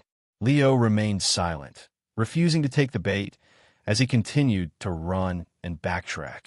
His mind was running at overdrive, searching, scanning, analyzing, looking for any opening. But there were none. Kyle's defenses were rock solid. No overextensions. No wasted movements. No weak spots. It was like fighting a tank. Damn it. There has to be something I can do, Leo thought, as he tried to come up with an innovative plan, however, before he could formulate a counter-strategy. Kyle smirked. All right, little bunny, he said, as his grip on his sword tightened. You've had your fun, but it's time to end this now, he declared as with a sudden explosive movement, he changed the tempo of the fight. Berserker's rage, Kyle mouthed, as suddenly his veins started to pop out and his skin started to turn extremely red, as if the blood flow to his skin had increased tenfold. Whoosh! As he swung this time, he chopped off a handful of Leo's hair, which fell to the ground right before his eyes. His swing speed and recovery time had both improved significantly after he activated the skill, as Leo felt an impending sense of danger. Mirror World. Leo activated a decoy skill in response, as he summoned roughly 50 clones of himself, each running haphazardly, with the real Leo blending amongst them seamlessly. To the naked eye, it was impossible to discern the real Leo from his clone. However, Kyle was not fooled for a second. He moved towards Leo's real body without hesitation, and launched yet another sword slash, which Leo dodged by the thinnest of margins. Bam! Basics of Perception, Class Chapter 1. Full Vision, Kyle declared, as Leo's pupils dilated. Kyle had used a standard Academy perception technique to determine the real one amongst the fake, as although one could be fooled if they saw through the naked eye, to the mana, it would always be clear as to who he really was. Whoosh! Yet another of Kyle's devastating swings sliced through the air, missing Leo by a hair's breadth. Bam! The sheer force of the missed strike sent out a shockwave, rattling Leo's bones and forcing him to react instantly. As in the next fraction of a second, Leo activated Blade Switch, vanishing from his spot and reappearing 20 meters away. Separation. That was what he needed at this moment, as he needed to soft reset the fight to buy himself some much-needed thinking time. Think, Leo urged his brain, as he barely had 2 seconds before Kyle came charging again, and he needed a plan to face him again formulated in his head now. Well, vanish is off the table, Leo thought, as he realized that if Kyle had access to full vision, then chances were that his invisibility wouldn't work on him, just like his mirror world did not either, making it pointless to waste precious mana on it. Mirror world is useless too, Leo mused, as Kyle had already seen through it instantly. And then kill strike is prohibited, Leo thought in frustration, as the fight rules forbade the use of killing moves, which meant that, even if he did manage to land a clean hit, it would only get him disqualified. Which means the only skills I have left at my disposal now are Full Counter, Shadowbind, and Parallel Processing, Leo thought as he instantly scratched off Parallel Processing from that list too, because using Parallel Processing for longer than 20 seconds would leave him completely crippled. Fuck, I'm screwed, Leo realized as his jaw tightened. The reality of the fight was sinking in fast. Kyle had forced him into a corner where most of his core skills were completely useless. And in a battle where his opponent had 3 times his strength, nearly his speed, and superior endurance, Leo's only chance of victory was to fight smart, to fight dirty, and to bait his opponent into making a mistake that he could exploit. Hence, he decided to get creative. "Stop running away from me, Bunny," Kyle said, as he came charging towards Leo yet again. However, as he moved towards Leo this time, Leo did something unconventional. Instead of using Shadow Bind to restrain his opponent, he used it to create inverted U-shaped foot traps all across the battlefield, in hopes of tripping Kyle, should he step into one of them. And step he did, as on his mad dash towards Leo, he accidentally put his leg in one of the traps, tripping face first, which gave Leo the opening he needed. SHUA. SHUA. SHUA. Leo released 3 daggers back to back towards Kyle, all of which got embedded cleanly in his back, helping Leo draw the first blood. Cheers. A rapturous cheer erupted from the crowd when the underdog finally landed a hit, as almost no one saw this development coming.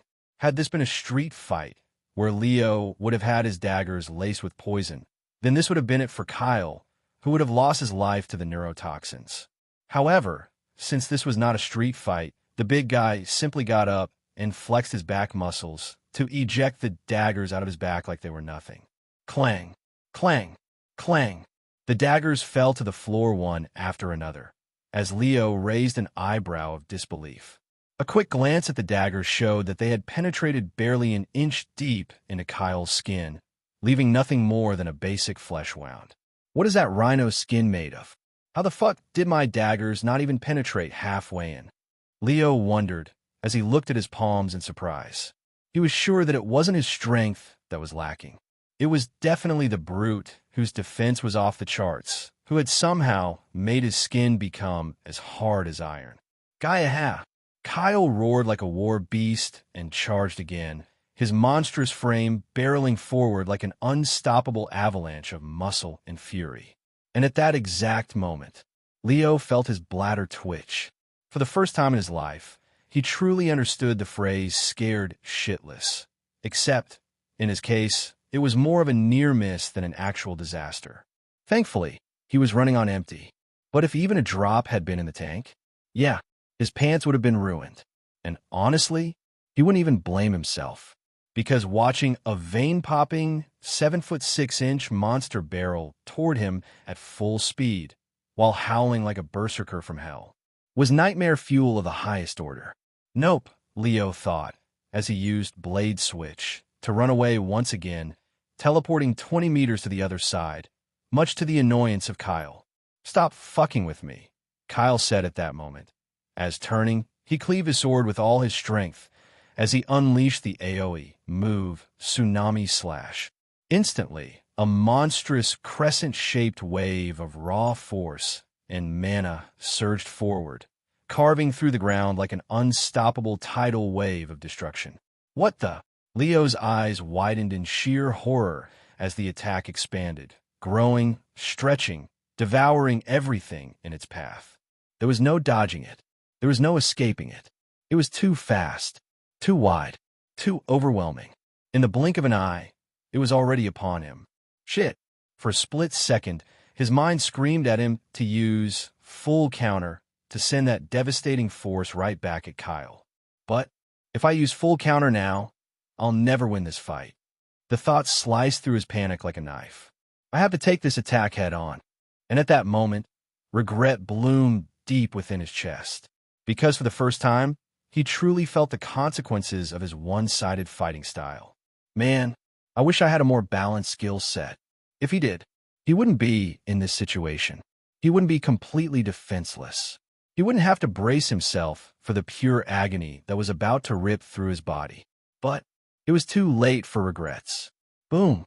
The slash struck him like 1,000 blades, slicing through the air at once. Leo barely had time to shield his vitals, crossing his arms over his chest and twisting his body at the last second to minimize the damage. But it wasn't enough. His world exploded into pure, searing pain. Shing, shing, shing. 1,000 invisible blades carved into his skin. His robe shredded, his flesh burned.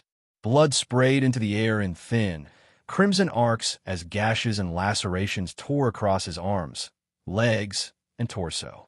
The force of the attack sent him flying backward, slamming into the ground and skidding across the battlefield, leaving a trail of blood in his wake. Thud! When he finally came to a stop, his vision swam, black spots dancing at the edges of his consciousness. His breathing was ragged.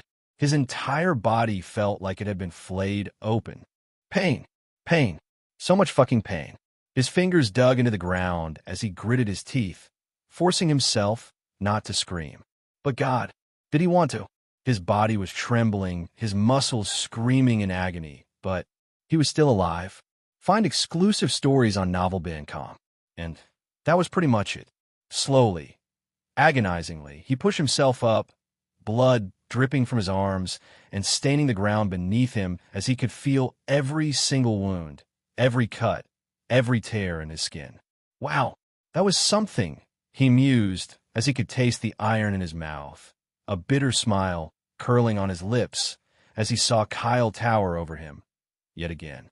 "It's over, little bunny," Kyle said as he brought down a powerful blow, fully expecting Leo to be defenseless against it.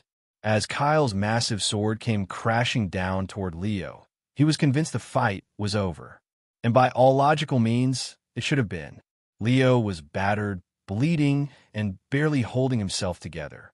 There was no possible way he could mount a defense strong enough to stop the sheer force of the attack, as victory felt all but assured.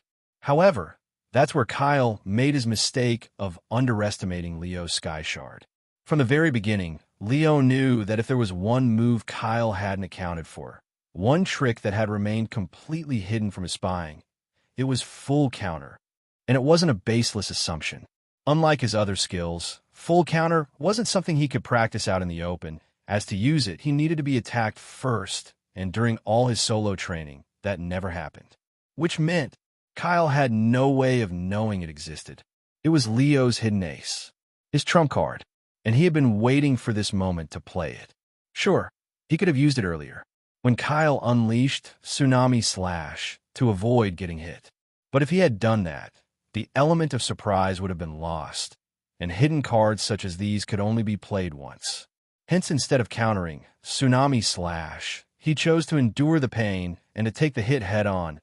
Also that at this exact moment, when Kyle believed he had already won, he could strike back twice as hard. And so, as he saw Kyle's blade finally descend upon him, a bloodied smirk curled onto his lips.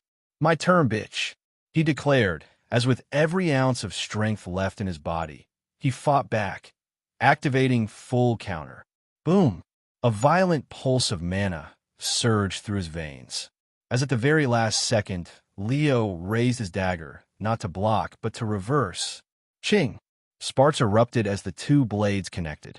Kyle, expecting his raw strength to overwhelm Leo effortlessly, pushed down with all his might, only for his attack to rebound violently. What? His eyes went wide in pure, unfiltered shock. A massive shockwave exploded outward from Leo's body, a force so intense it pushed back against Kyle's overwhelming strength.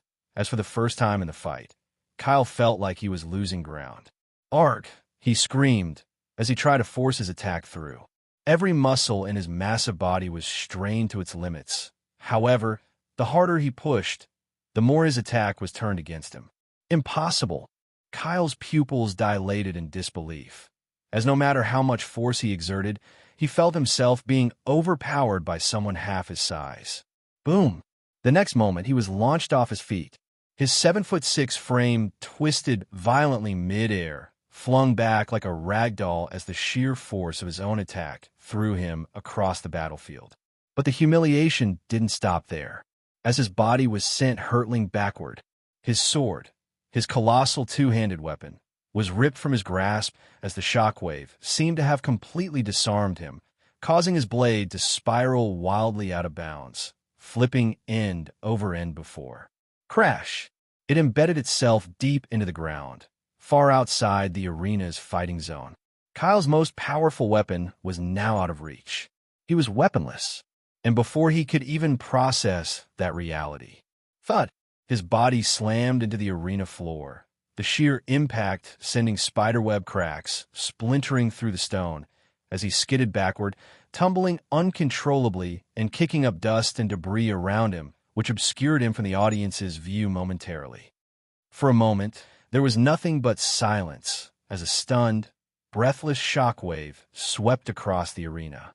The spectators were frozen, unable to comprehend what had just happened, as just moments ago, Leo was the one struggling and barely surviving.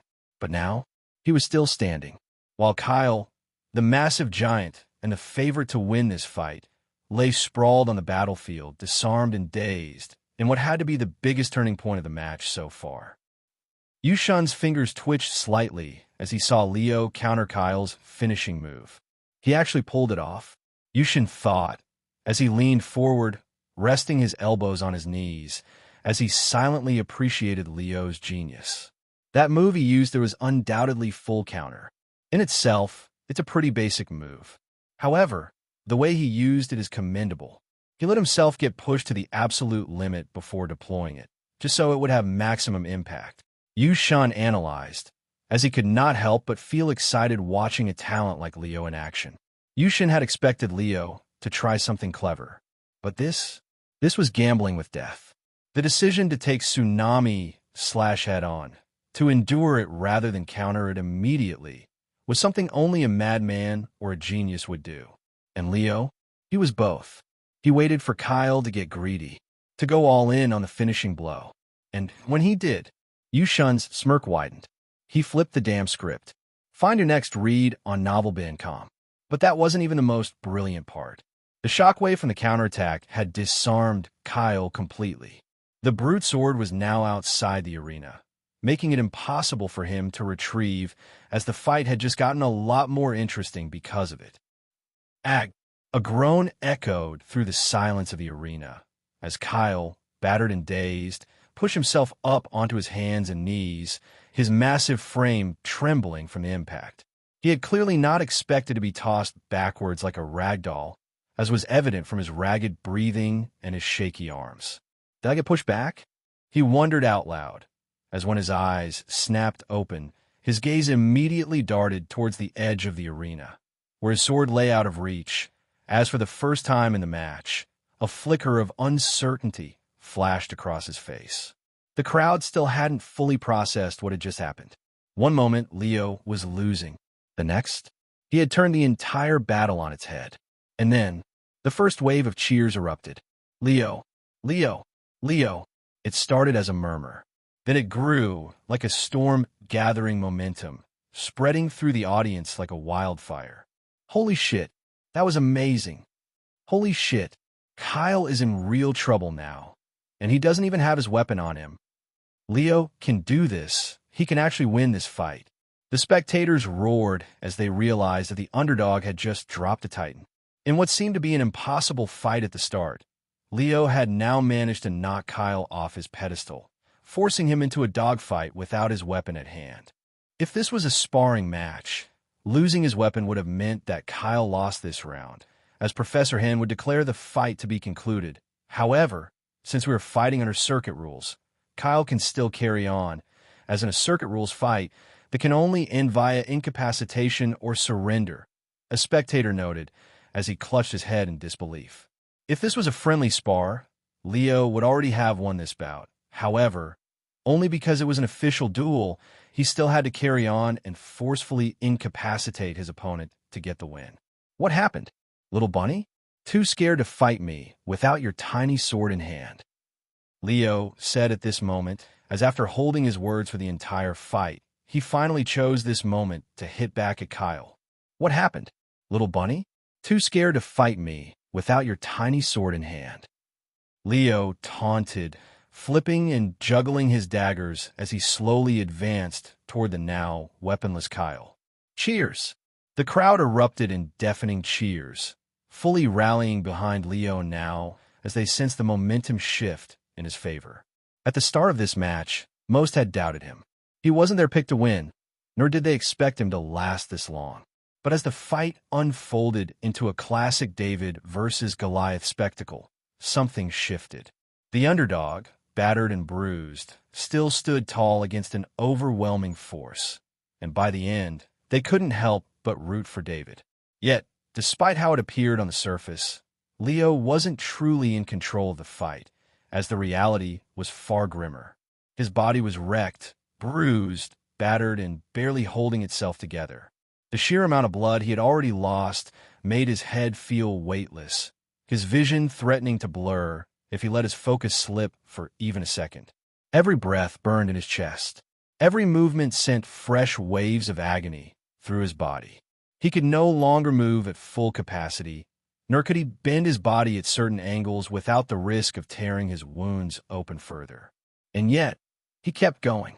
His face remained unreadable, his movements sharp, his grin unwavering. To the crowd, he looked like a predator circling his wounded prey. But beneath the surface bravado, Leo knew the truth. He wasn't pressing his advantage. He wasn't in any physical state to. All he could do now was pretend to be strong and fight till the end through sheer guts, as there wasn't much else left in him. However, just as he reached within a 10-meter range of Kyle, something on his opponent's face shifted as his eyes turned from shock to conviction. Scared? Me? Of you? Kyle scoffed, his lips curling into a grin as he cracked his neck. You overestimate yourself, Bunny, and you underestimate me. A moment ago, uncertainty flickered in his eyes, the briefest hesitation on how to continue this fight without his weapon. But the second he saw Leo closing in, all his doubts vanished. Confidence surged back into his stance, his broad frame straightening as he prepared to meet his opponent head-on. Boom! Kyle stomped down with his full weight, the sheer force of his step fracturing the very ground beneath him. As without a second's delay, he dug his fingers into the shattered battlefield and, with monstrous strength, wrenched a massive chunk of stone straight out of the ground, as if uprooting a mere pebble. Leo's eyes widened in disbelief. Shit, he thought as whoosh. Before he could even process the absurdity of the moment, the massive slab of stone was already flying towards his skull. Shwa! Leo's instincts took over.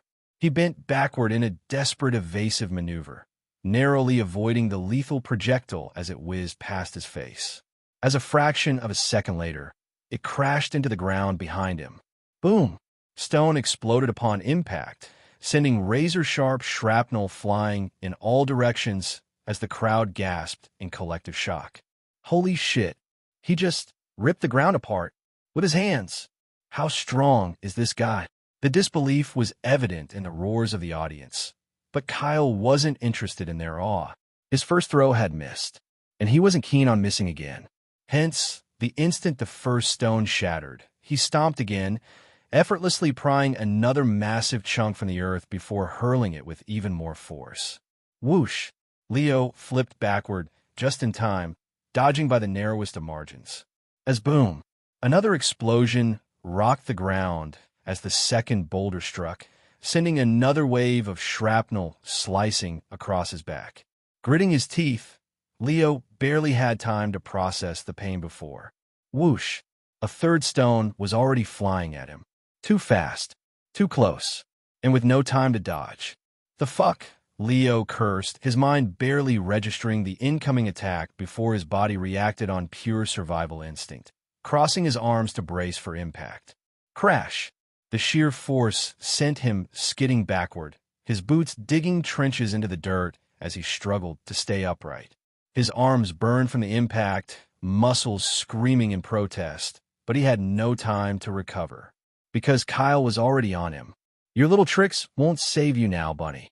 His voice was guttural, animalistic, raw with bloodlust. He fought like a true berserker, unshackled by weapons, unbound by technique. Where others would falter without a blade in hand, Kyle thrived. His brute force alone was a weapon, and with every movement of his carrying devastating weight, he was as dangerous a fighter without his weapon as he was with it. Whoosh! A violent right hook came straight for Leo's head, As Leo twisted to the left, narrowly dodging the crushing blow, his instincts kicking in to counter immediately as he flashed his dagger, aiming straight for Kyle's exposed throat. Read exclusive adventures at novelband.com. But although he made a good counter, the brute reacted faster. With sheer raw force, Kyle grabbed Leo's arm mid-strike, halting the blade's momentum in an iron grip as Leo's eyes widened slightly in disbelief. Shit, he's even faster without his sword. Leo realized, as it seemed like without having to swing his massive heavy weapon, Kyle moved with even more freedom and speed. A slow grin spread across Kyle's face as he tightened his grip, muscles flexing. "You're quick, Bunny," he said, voice dripping with amusement. "But I'm stronger." As then, without warning, Kyle yanked Leo forward, slamming his knee into his stomach.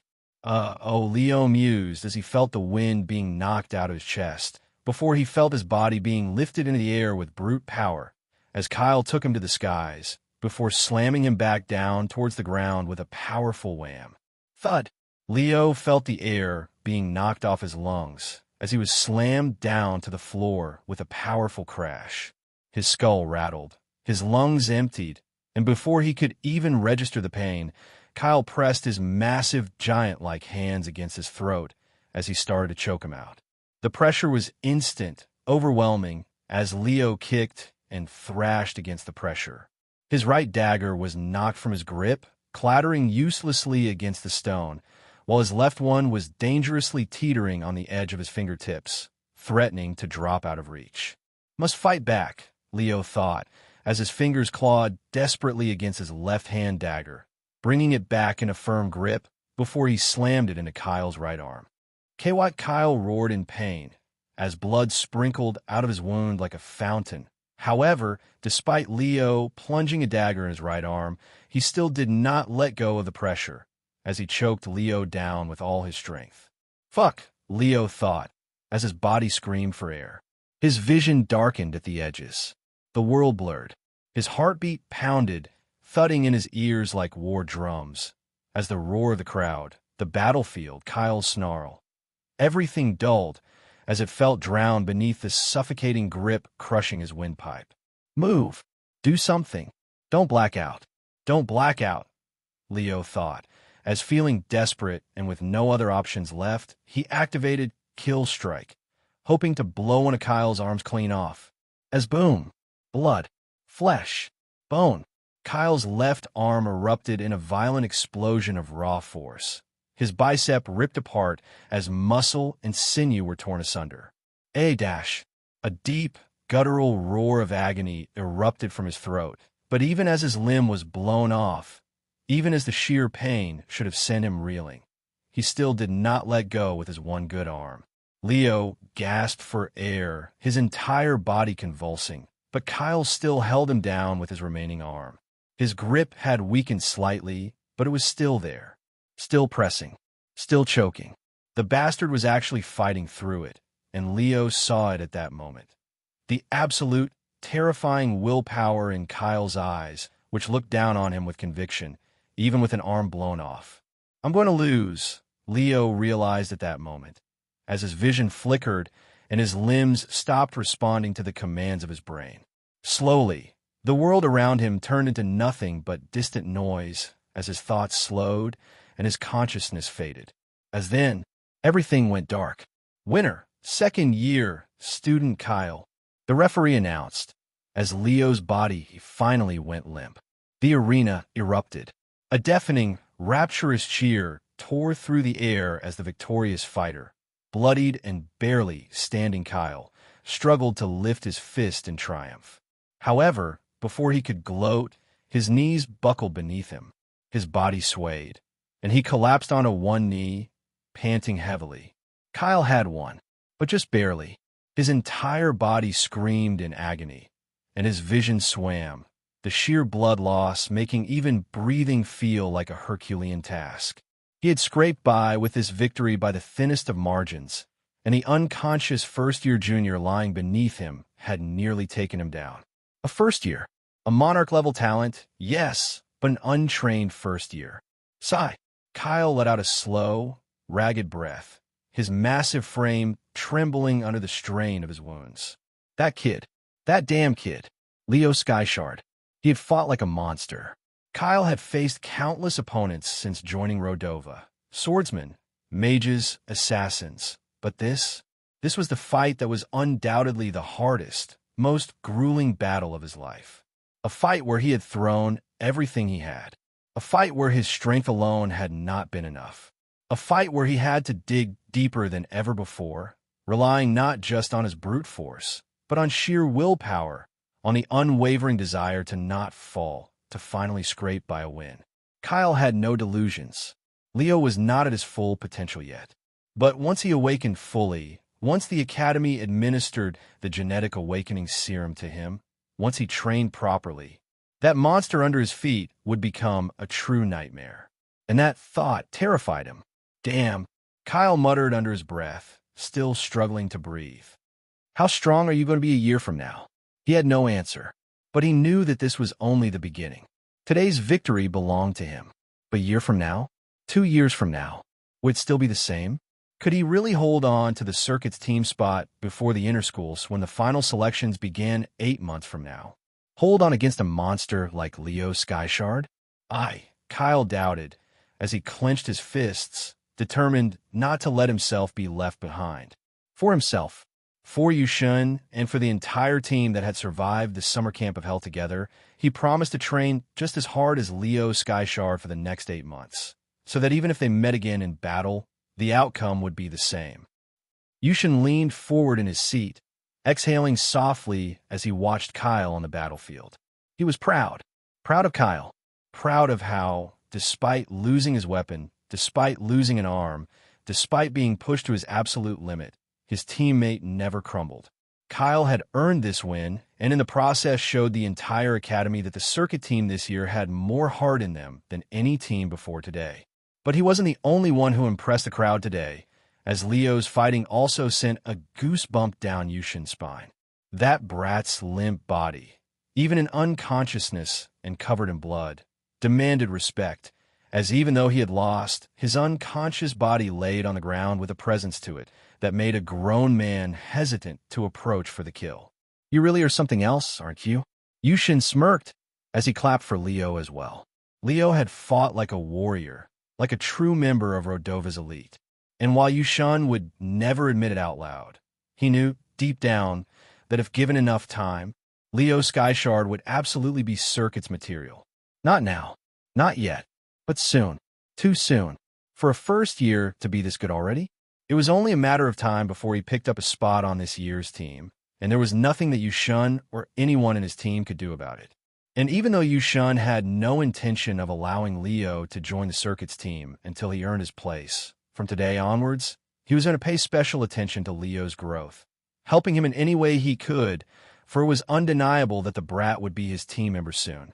If Leo was this strong without the Academy's training and without the genetic awakening serum administered, Yushun could not even fathom how much stronger he would grow in the coming months, as that thought itself excited him. I'm looking forward to it, Skyshard, he mumbled finally, before turning to leave the arena.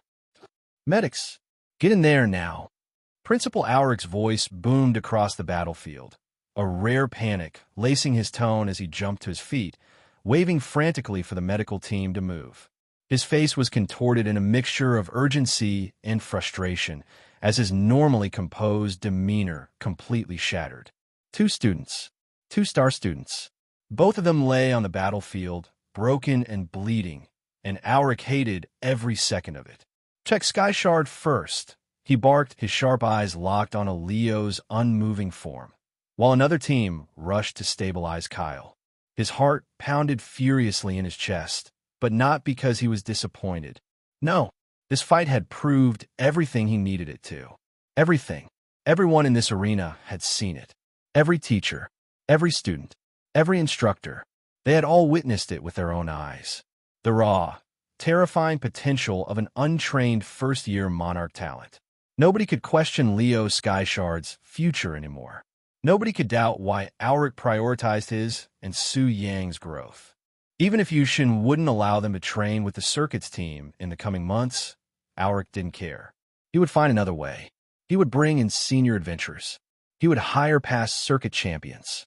He would create an entirely new training regimen just for Leo and Su Yang. And no one would dare call it favoritism anymore. Because today, Leo had shown the difference between monarch-level talents and the others. The entire practical combat arena was alive with electrified voices as students burst into heated discussions, replaying the battle in their minds. Holy shit, that was insane. Your journey continues on Novel Bin. Calm. I still can't believe it. Leo actually pushed Kyle that far. If this had been a regular spar, he would have already won when Kyle lost his sword. He was a single move away from victory, a single moment. That's terrifying. Do you think he'll be strong enough to join the circuits team by next year? Next year? Try next semester.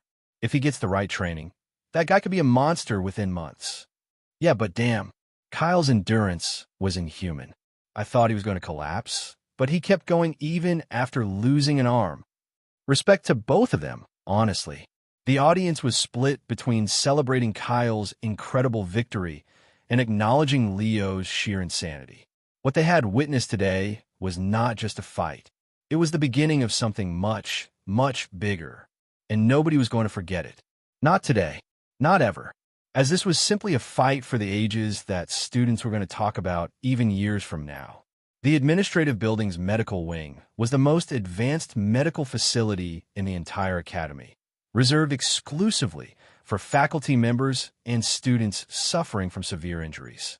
It wasn't a place where students wanted to end up, yet here they were, Leo and Su Yang, bunkmates in defeat. Both lay in their respective beds, wrapped in thick layers of bandages, bruised, battered, and sulking hard as they stared at the ceiling in utter silence, each lost in their own thoughts, replaying their respective battles over and over again. It had been a long, grueling 24 hours since their fights had concluded, and neither of them was handling the loss well. I am Su Yang. I belong to the main branch of the Su clan. My grandfather is a god. Yet, I failed to defeat a clanless female archer. I failed to land a single blow on her body. Su Yang's thoughts churned with anger and shame as his fingers clenched into trembling fists, the pressure turning his knuckles white. The loss weighed on him like a crushing boulder as he felt helpless and suffocated under its weight. He had been raised his entire life to believe in his superiority, to believe that he was a supreme genius who was supposed to be untouchable, invincible, and destined for greatness. Yet, in the end, when it truly mattered, he had been humiliated. Continue your adventure with Novel Bancom, not by a legendary warrior, not by a fellow prodigy, but by an upperclassman with a bow, someone without a named family name, someone he had mocked before the fight even began, and she had made him pay for it. She had humbled his arrogance and made him lose his appetite for food completely because he couldn't stomach the taste of defeat. Please, student Su Yang, you must hydrate yourself. Otherwise, your recovery process will be impeded, the nurse pleaded, her voice laced with concern. But despite her insistence, Su Yang remained unmoved. He sat stiffly on his medical cot, arms crossed, jaw clenched, refusing to so much as acknowledge the bowl of nutrient-rich broth placed before him. Not a single grain of food, not a single drop of water. No matter how much they begged, he would not yield. And beside him, another nurse sighed in exasperation, turning toward the other equally stubborn patient in the room. Please, student Leo Skyshard, you must take your recovery medicine, she pleaded, offering him a small vial of shimmering liquid designed to accelerate healing. But Leo, much like Su Yang, refused, though his reasons were entirely different. Unlike Su Yang, whose defeat had been absolute, Leo had not been humiliated. His fight against Kyle had not been a one-sided slaughter. He had fought back. He had pushed his opponent to his very limits and had nearly won. However, in the end, he still lost, and the bitterness of that reality settled in his stomach like a stone. I couldn't have done better even if I tried. There is nothing in hindsight that I could have done differently. I lost because I simply wasn't strong enough. That's it. That's the truth. Leo realized as the truth disgusted him. Every time the thought crossed his mind, A sharp wave of shame followed, crawling under his skin like an unbearable itch. Defeat did not feel natural to him. And more than anything, he was a sore loser. His mood had plummeted drastically since the fight, weighed down by the harsh reality of his own inadequacy. It wasn't the pain of his injuries that soured his appetite. It was the embarrassment which did, as he couldn't stomach food while feeling uncomfortable under his own skin. "You're both impossible. I'm complaining to the principal." The head nurse finally snapped, throwing her hands up in exasperation. But before she could storm off, the sound of heavy boots echoed through the medical wing as Major Hen strode into the room, his sharp, authoritative gaze locking onto both boys like a hawk. His presence alone was enough to make the air feel heavier. "Enough," Hen said plainly, his tone firm yet calm. "Don't give the nurse a hard time." And just like that, Su-young immediately lifted his bowl and began drinking the broth, while Leo wordlessly grabbed the vial of medicine and downed it in one go as the nurse blinked in disbelief. She gawked at the scene unfolding before her. Just moments ago, these two had been acting like the most stubborn brats in the academy. Yet the second Major Hen walked in, they obediently followed his command without question. Hen didn't even react to her shock. Instead, he walked further into the room, crossing his arms as he regarded both boys. "You both fought well yesterday," he stated, his voice carrying the weight of his assessment.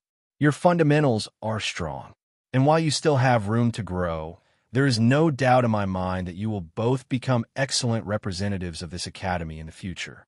Su-young remained quiet, his face tense, while Leo simply watched the major with an unreadable expression. "Sky Shard," Hen continued, turning his gaze toward Leo, "your fight was mesmerizing. You exceeded all of our expectations." Leo didn't react. "And you, Su-young," Hen said, shifting his focus to the sulking first year. "You have a lot to improve. However, if we put aside the outcome of the fight, there were still many positives to take away from your performance." Su-yang's fingers curled slightly over his blanket, but he remained silent. "Your sword balance, your power, your reflexes, these are all top-notch," Hen acknowledged. "It's clear to me that you have more raw talent in your little finger than half the elite class has in their whole bodies combined." Su-young exhaled sharply through his nose. "But talent alone isn't enough," Hen said bluntly. "You're a great fighter, but you still have a long road ahead before you can call yourself a great warrior." Silence filled the room for a moment. Then, Hen shifted the conversation. "The rest of your class received their first dosage of the genetic awakening serum yesterday," he informed them. "You're both scheduled to receive yours today. I'm here to take you with me, as soon as the nurse clears you to leave." Leo's eyes flickered with interest at the mention of the genetic awakening serum. But just as quickly as the excitement appeared, it faded as his expression darkened slightly, and his voice came out steady but weighted when he spoke. "Major, about our selection for the circuits team," Leo said, meeting Hen's eyes. "What does this loss mean for us?" Leo asked as Su-young, who had been sulking just moments ago, also perked up at this question. "Look, kids," Hen started as he let out a deep sigh. "It's the end of June right now," Hen said, pausing as he looked towards the ceiling, trying to form some words that sounded gentle. "The Inter-School Circuits Championship takes place in February next year. However, the circuits team doesn't just sit around until then. Throughout the year, they participate in numerous practice matches, visit other military academies for mock battles, and use that time to build momentum and confidence leading up to the main event." He paused for a beat, then continued, his tone shifting slightly. "Had you won your bouts, you both would have secured permanent slots on the team and joined them for that entire journey. You would have been part of every practice match, every exchange, every team-building exercise." Leo and Su-young already knew where this was going. "But because you lost," Hen said, leveling them both with a firm stare, "you won't get that chance." Silence. Instead of immediate protests, neither of them spoke, though their expressions darkened. "That being said," Hen continued, "there's still one way for you to make it onto the team. In January, we hold our final selections for the official circuits team lineup," Hen explained. So if you want to represent Rodova in the Inter-School Circuits Championship as first-year students, you will have to compete for it. Both boys inhaled sharply at the same time. You will have to defeat an established team member in a one-on-one match during the final selections, Hen said. As only then will you earn your place in the team now, he concluded, as a heavy silence followed his words. Defeating an already experienced and established team member was going to be very hard in 6 months' time, especially since they would have had a whole year of mock battles and practice rounds to prepare for the circuit's format. However, some hope was still better than no hope, as both Leo and Su Yang resolved to get a spot in the final lineups, no matter how hard they needed to work to get it. It took the head nurse an additional 15 minutes to clear Leo and Su Yang for discharge after Major Hen's arrival. She meticulously removed their bandages, reapplied fresh medicinal ointments to their wounds, and then carefully rewrapped them, ensuring their injuries were properly tended to before granting them permission to leave, as Major Hen escorted them to the Genetic Awakening Chamber. Rodova Military Academy, Super Secure Basement Level 2, Genetic Awakening Chamber. Continue your adventure with novel Bencom. The Genetic Awakening Chamber was, without a doubt, the most fortified facility within the Rodova Military Academy, which essentially functioned as a fortress within a fortress. Accessing it was no simple task. To even reach the chamber, one had to pass through 3 layers of intense security checkpoints, each equipped with cutting-edge scanning systems capable of detecting any and all anomalies. The path was lined with armed guards, trained to eliminate threats without hesitation. And finally, the last barrier, a biometric lock that required manual authorization from a high-ranking academy official, such as Major Hen, to grant entry. To the uninformed, such extreme security measures might seem excessive, but in reality, they were a necessity, because what lay within this chamber wasn't just another medical procedure. It was one of the most prized assets of the Righteous Alliance. Unlike the widely available cheap awakening serums sold in the open market, formulations riddled with impurities and crafted with subpar ingredients, the Genetic Awakening Serum of Rodova Military Academy was the real deal. It was a serum perfected through centuries of research, a formula so potent, so refined, that it had been classified as top-secret biotechnology, its true composition hidden from even the most powerful factions in the universe. The Righteous Alliance had made a calculated decision years ago to publicly release a lesser version of the Genetic Awakening Serum, ensuring that any warrior or noble family with enough wealth could purchase an awakening formula. But that version? It was a shadow of the original, a diluted imitation, a mere fraction of what the true formula could achieve. The real, perfected serum, the one that could fully unlock a warrior's dormant potential, rewriting their genetic code at the highest possible level, was reserved for only 3 institutions in the entire universe: Rodova Military Academy, Geneva War Academy, the chief research laboratory at the Universal Government Headquarters. Not even the 6 great clans had access to it, as no matter how powerful, how wealthy, or how influential they were, the great clans did not own this technology. And that singular fact was what forced them to send their most promising heirs in science to institutions like Rodova and Geneva.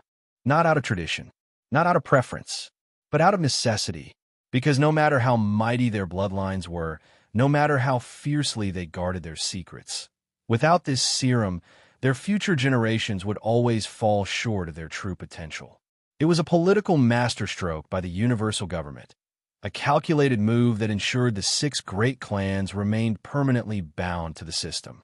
By monopolizing the perfected genetic awakening serum, the government forced even the most powerful bloodlines to send their heirs to institutions under their direct control. This was a leash, one that the great clans had no choice but to accept, as their ambitions could never surpass the genetic advantage that this serum provided. This was why the Rodova Genetic Awakening Chamber was one of the most heavily guarded facilities in the entire academy. A single lost vial, whether to the evil cult, an independent faction, or even the 6 great clans, could destabilize the entire power structure of the Righteous Alliance. And it was a risk that the universal government could simply not take, which was why only a select few individuals like Major Hen, who had given their life to the Universal Army, were given the final biometric access to open the final lock.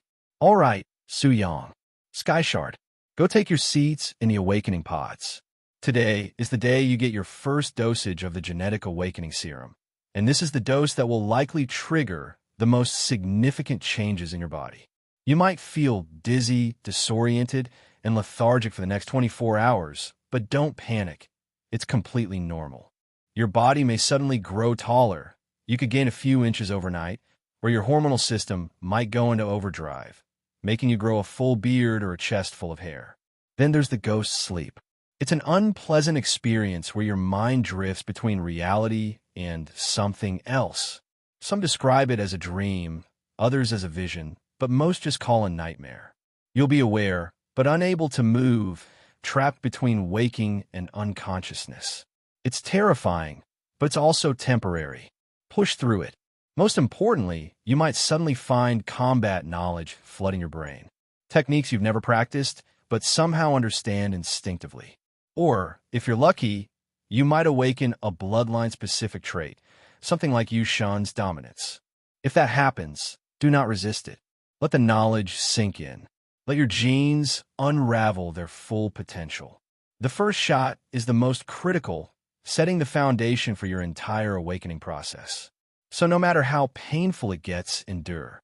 Hen instructed, his voice steady and commanding as he gestured toward the two empty awakening pods, motioning for Leo and Su Yang to take their seats. I know both your bodies have taken a beating in recent days. However, the genetic awakening serum's potency doesn't decrease based on the condition your body is in. So just relax and don't stress about that. Even if you were dragged to this table as cripples, you would still gain the maximum benefits from this serum, as it only depends on the strength of your mind and the history of your bloodline. Hen said, as Leo and Su Yang took their seats, as he tried to ease their minds of any doubts or distractions that might hinder their awakening process. Principal Aura cares about you boys more than you can ever imagine. And although it's only a theory for now, the researchers studying the serum say that subjects that are in emotional distress before receiving the serum usually gain 10% more benefits from it compared to their peers who are not. So just consider all of your anger and turmoil at your combat losses as necessary fuel for this awakening process. As there's no way Principal Auric would clear you boys for getting the first shot if he did not think you were ready for it, Hen said finally, as a couple military doctors walked into the room with a coated and locked briefcase in hand. The two doctors gave Hen a curt nod before placing the briefcases on the table beside Leo and Su Yang, as Hen walked up to the table and began tapping on a personal encoded device that gave him real-time codes to open the briefcase. Although Leo could not confirm it, he had a good hunch that the serum within the suitcase would automatically be destroyed if someone tried to forcefully pry it open or if someone entered the wrong code, as the universal government seemed to be very thorough on its security measures to access the serum. However, with Hen having the right codes, he did manage to unlock both briefcases, which unveiled two tiny shots of neon green serums, stored neatly within padded walls of the briefcase. Relax and breathe, the military doctor instructed, as he disinfected the area where he was supposed to give Leo the shot, before finally picking up the serum shot and flicking it with his fingers to activate the formula. Ready? He asked Leo once he was prepared to administer the shot, as after taking a deep breath, Leo gave him a nod. Ready, he mused, as the injection pricked his skin.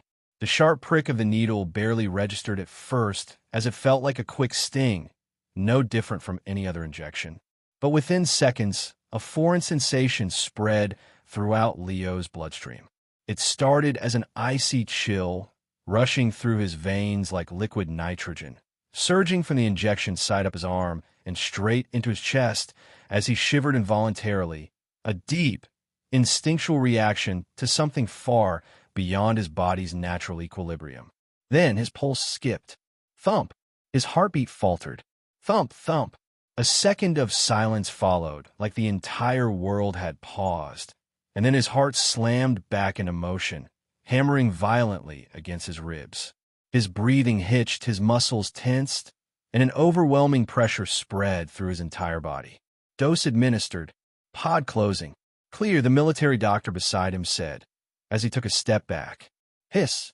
A sudden hiss of air filled the pod he was sleeping in as the automated bindings activated, ensuring his body remained still as the transformation began. Your adventure continues at Novel Bandcom. Within moments, the reinforced chamber sealed shut with a mechanical clang, cutting off the outside world and enclosing him in a sterile, pressurized cocoon of medical-grade fluids, nanite-infused oxygen, and a constant influx of vital nutrients. This wasn't just an awakening. It was a controlled evolution where his body was about to be rebuilt from the ground up, and to ensure that he had all the necessary nutrients to facilitate this transformation, he was sealed in a pod that had everything within it that one could hope to sustain life. Stage 1. Genetic reconfiguration, 30 to 60 seconds. About 30 seconds into the shot being administered into his arm, the unbearable burning began. At first, it was subtle, a tingling sensation beneath his skin, like a mild fever creeping through his bones. But it intensified rapidly, escalating into a full-blown inferno that roared inside him. His bones ached, no, they stretched, as every cell in his skeletal structure expanded, reinforcing itself, growing denser and stronger. His ribs felt like they were widening, his spine elongating as his entire frame recalibrated to accommodate his evolving genetic structure, and the genetic pod compensated immediately. Thin, transparent tubes connected to his skin pulsed as they flooded his bloodstream with calcium, phosphorus, and specialized stem cells, reinforcing his bones so they wouldn't splinter under the sudden change. His muscles shredded and rebuilt in real time, each fiber tearing itself apart and regenerating stronger than before as protein-enriched biofluids surged into his system, ensuring his body had the raw materials it needed to keep up with the transformation. Fucking hell, Leo cursed as he grit his teeth. This wasn't just painful. It was like his entire existence was being rewritten from the molecular level, and it felt unbearable to say the least. Stage 2. External changes, 60 seconds, 3 minutes. The first thing to change was his hair. His once neatly trimmed dark strands grew rapidly, lengthening by inches within moments, cascading down the nape of his neck. His eyebrows thickened, darkening slightly, while a goatee sprouted along his chin, where only smooth, clean skin had been minutes before. His fingernails sharpened, hardening slightly, as if his body was adapting for battle in ways beyond just brute strength. Then his eyes burned, the sharpest, most intense sensation of all. His pupils expanded, dilating unnaturally, while the whites of his eyes darkened into a slight silver hue. His irises, once a deep black, turned a shade of dark gray, a color that seemed almost metallic under the sterile glow of the pod's lights. And then, something more terrifying happened. His vision changed. For a moment, his sight flickered, like a screen adjusting its resolution, before sharpening into crystal-clear hyper-awareness. It wasn't just that he could see more clearly. It was that he could perceive depth, detail, and motion in a way he never had before. The top of the pod was a completely opaque glass that stopped 96% of the light that came through it. However, even though it was practically impossible to see through that glass, Leo could vaguely perceive the movement of the doctors in the room through it after his vision improved.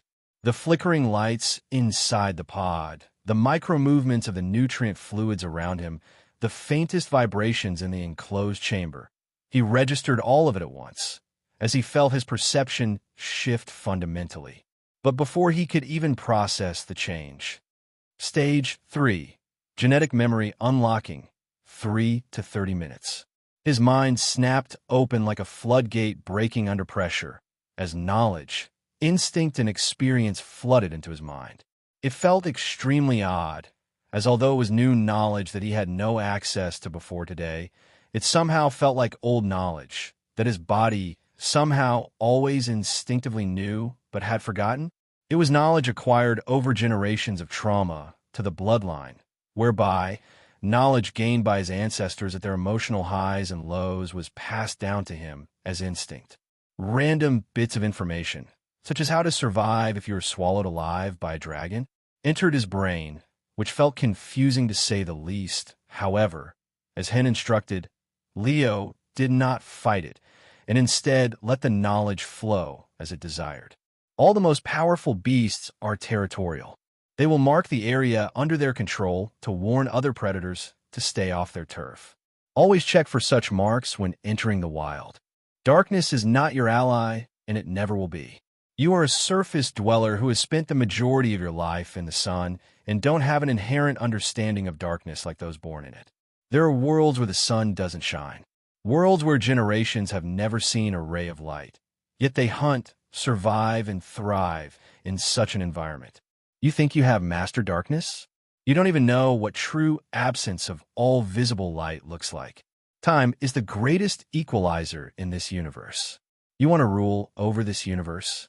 You start by becoming stronger than time. Leo heard a weird voice ringing in his head that sounded like him, but also did not. The words it uttered made no sense when heard without context. However, Leo could feel the emotion behind it, the regret behind the speaker speaking those words. To him, it almost sounded like the speaker had lost someone he loved to the wild beasts, and someone loved to darkness, which was why he was warning someone to not make the same mistakes.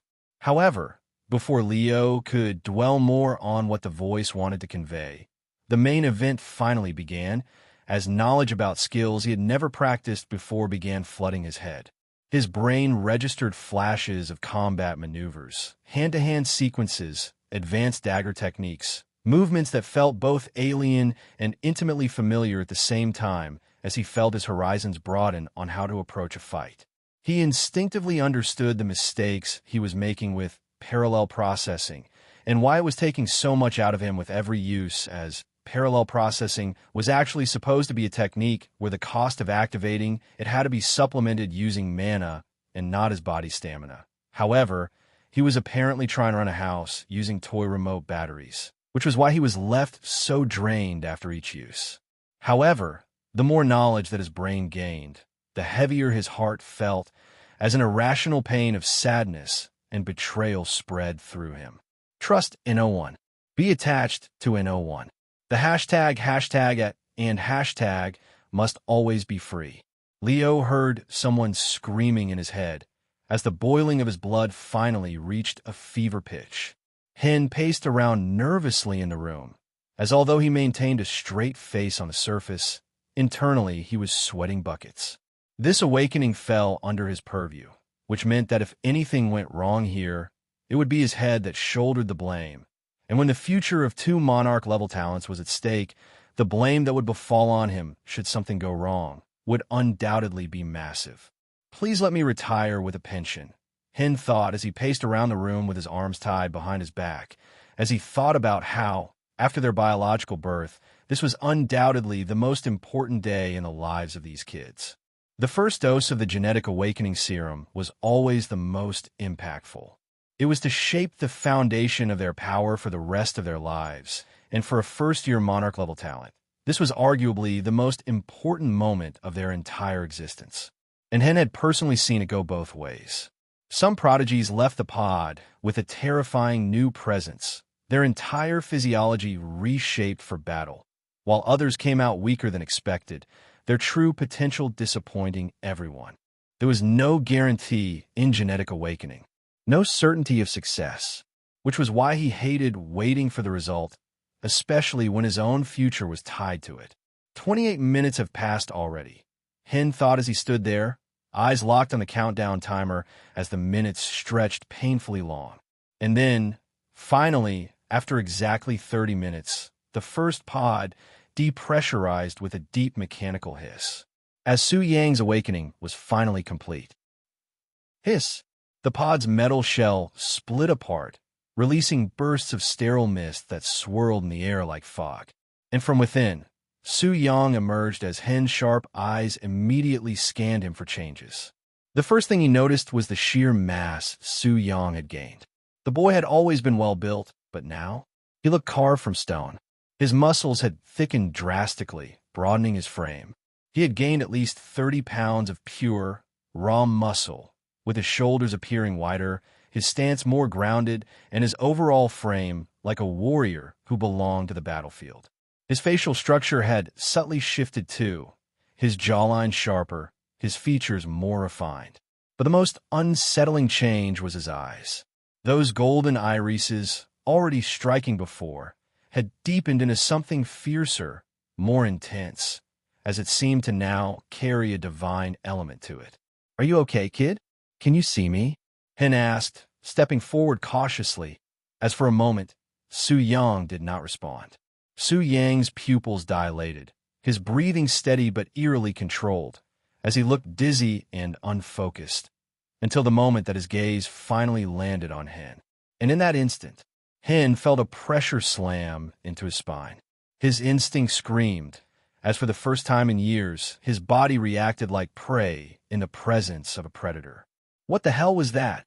Hen wondered, as it took every ounce of his experience to suppress the sudden instinct to step back. Su Yang's aura had changed. It was no longer just a physical transformation. He had unlocked something much greater, as only once had Hen felt something similar before. Yushun's dominance. That was the only skill close enough to what Su Yang did now. However, compared to dominance, this was raw, untamed, like a technique yet to be controlled and mastered. He has awakened an aura skill, Hen realized, as he felt his own breath hitch in his throat. "Not bad," Hen finally said, breaking the silence as he forced himself to relax. "Seems like your awakening went well," he complimented, before quickly stepping forward as he grabbed Su Yang's arm to support him before he collapsed. Su Yang looked dazed, still adjusting to his newfound self, as he could barely move his feet to where Hen guided him, as the major dragged him to the recovery room, where he could lay down and rest until his senses returned back to him. By the time Hen returned, 5 minutes had already passed since Su Yang's pod opened.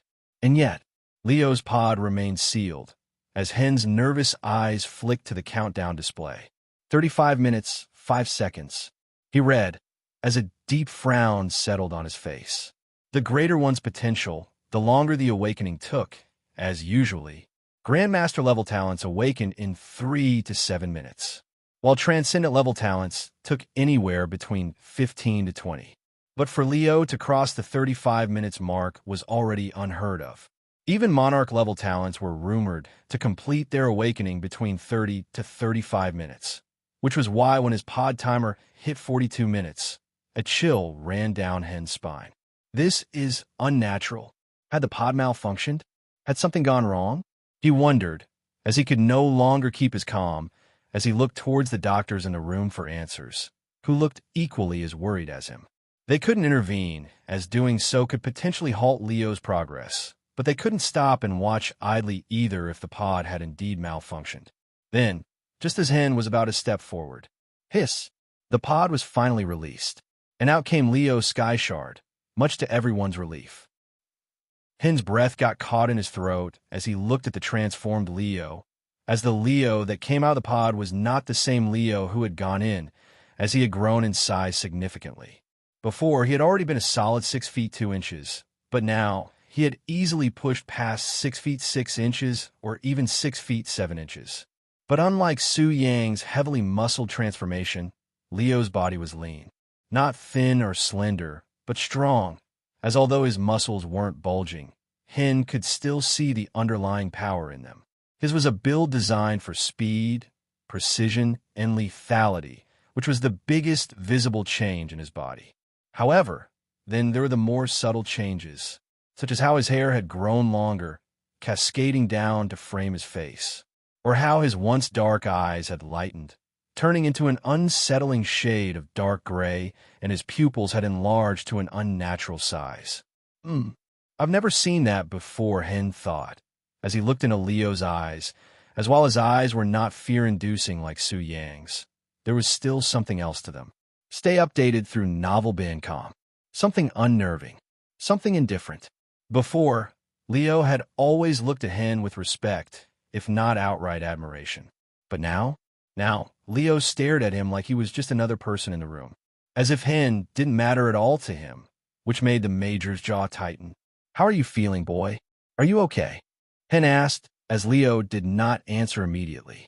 His newly cold, apathetic eyes met Hen's with the slow deliberation of someone who simply didn't care. Then, finally, "Fine," he said, as he did not provide any more elaboration nor any reaction. Then, without waiting for assistance, Leo stepped out of the pod, on his own 2 feet. As much to Hen's shock, he did not stumble, nor look disoriented, as he somehow managed to maintain his balance. Even seasoned soldiers needed help walking after their final awakening shot, much less their first one. Yet Leo, who had undergone one of the longest awakenings in recorded history, was moving like it was just another day. And Hen did not like it one bit. "All right," Hen muttered, still watching him carefully.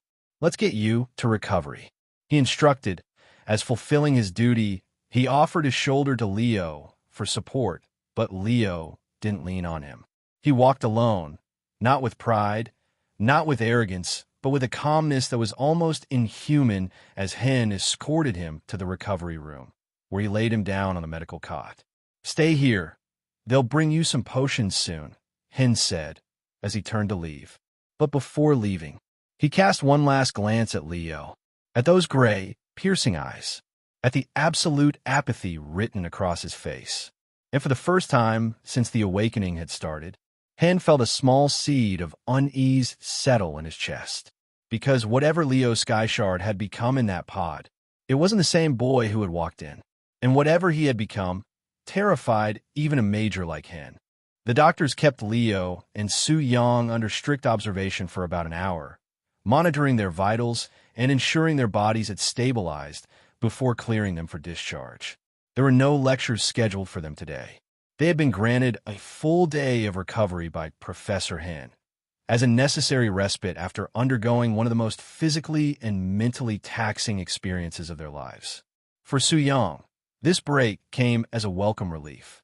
Even now, as he sat up, his head still throbbed, and his limbs felt heavier than before. Every fiber of his body was adjusting to the genetic changes, and the sensation was far from pleasant. "Ugh, are you okay, Skyshard?" Su Yang groaned as they walked out of the medical wing. "I feel like someone hammered a million nails into my skull." Leo walked beside him, completely normal, his stride smooth and unhurried. There was no sluggishness, no sign of discomfort on him. It was almost like he had not just undergone the most excruciating transformation of his life, which caused Su Yang to squint towards him with mild irritation. "And I feel this intense hatred for the evil cult," Su Yang muttered, massaging his temples. "Those bastards must have slaughtered a lot of my ancestors or something, because the second my awakening was complete, I could feel it, a deep, burning resentment inside me," he said, as Leo turned his head slightly at those words, but showed no real reaction. "I see no point in harboring such a useless emotion," Leo said, his voice noticeably deeper than before, carrying an eerie calm. "Hatred clouds judgment. It blinds clarity in battle. If anything, it is a liability," Leo advised as Su Yang blinked in confusion. "What?" he scoffed, casting Leo a suspicious glance. "Did you suddenly become some kind of monk? What's up with the philosophy?" Su Yang asked sarcastically, as Leo did not answer immediately. He simply shrugged, indifferent, unbothered, like he couldn't care less what Su Yang thought of his words. And immediately, Su Yang could sense that something about his behavior today was off. For a moment he scowled, wondering if he should bring it up. However, with his own head hurting badly, he let it slide for the moment, as he was in no condition for a debate. "Whatever. I guess I'll see you around then. Hopefully, neither of us gets hit with ghost sleep tonight," he said, as he tapped Leo on the shoulder lightly, before moving ahead, as they had reached the fork in the road where their paths diverged. The two of them had reached Leo's dormitory, while his own was still a few meters ahead, which was why while Leo stayed back outside his door, Su Yang wobbled onwards while holding his head. "Idiot," Leo thought, as he watched him go, before finally stepping inside. The moment Leo stepped into his room, he knew someone was there. I know someone is in my room, he murmured, his voice low and unreadable as he closed the door behind him. His dark gray eyes flickered slightly as he scanned the space, noticing what others wouldn't. Then, as if speaking to the empty air, he continued, "Is it you, Muyin Fei?" he asked, as for a brief moment there was nothing but absolute silence. Then, "Interesting," a feminine voice replied, sounding smooth and almost amused. "Experience tales with novel being calm." A slight ripple disturbed the stillness of the room, as Muyin Fei, who had been seated on his bed with her presence completely erased, finally revealed herself. She leaned back slightly, crossing one leg over the other, as she regarded him with a look of mild intrigue. "How did you know I was here?" she asked, tilting her head. "At your current level, it shouldn't be possible for you to detect me," she said, as she stared directly into Leo's eyes, waiting for an answer. For a long moment, Leo simply studied her, offering no immediate response, as if debating whether she was even worth answering. Then, finally, he exhaled lightly, his lips curving into a barely there smirk as he said, "It was he door handle." "Huh." Muyin Fei blinked in confusion, as Leo raised his hand, gesturing toward the entrance. "I saw the heat prints of your hand on the metal.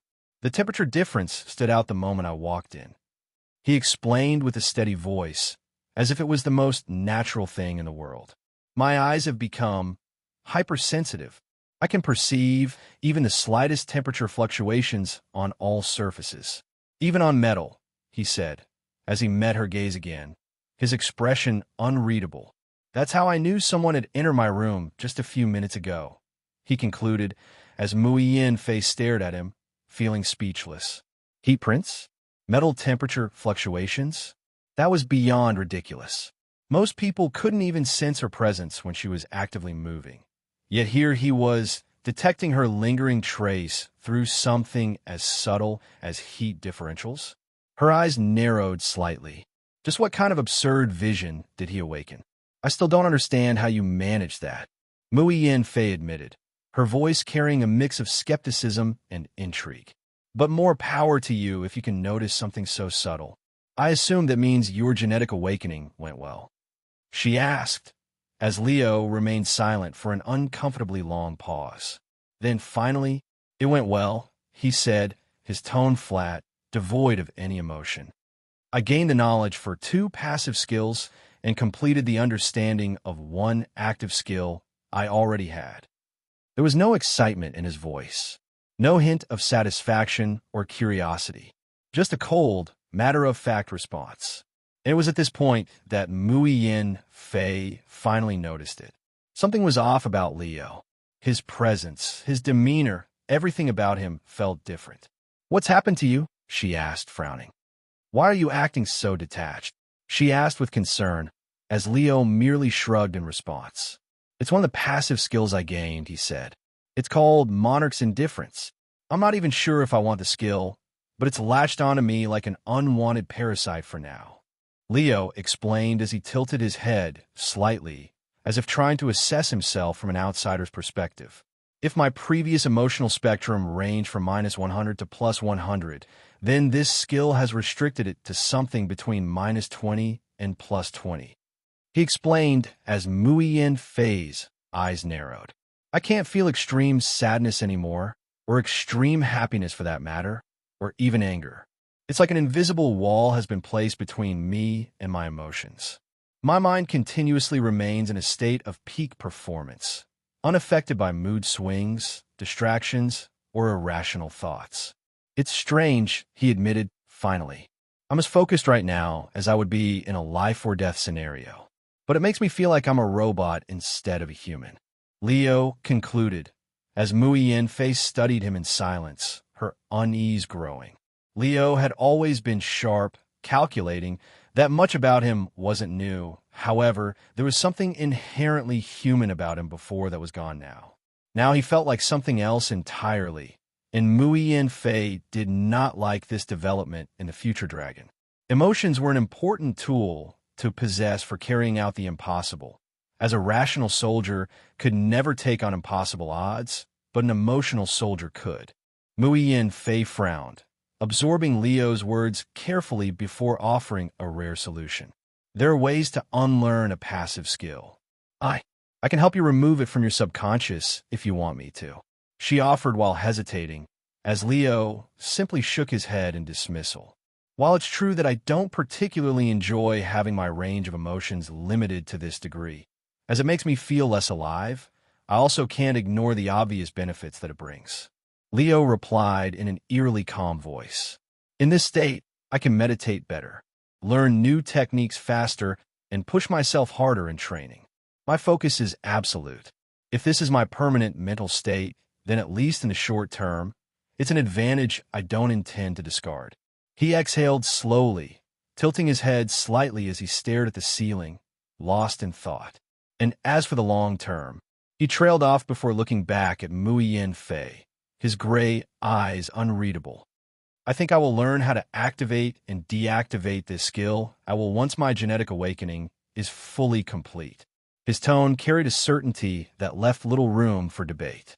Just like my other skill, parallel processing, which I only had partial knowledge of before this first dose, I have a strong feeling that my current understanding of Monarch's indifference is also incomplete, Leo said as he flexed his fingers slightly, testing the unfamiliar sensation of his new body. I'm confident that I will learn more about this skill once I undergo additional awakenings, but for now, I'll keep it as is, even if I don't like it, Leo concluded, as his indifferent voice made it clear that there was no room for arguments or negotiations.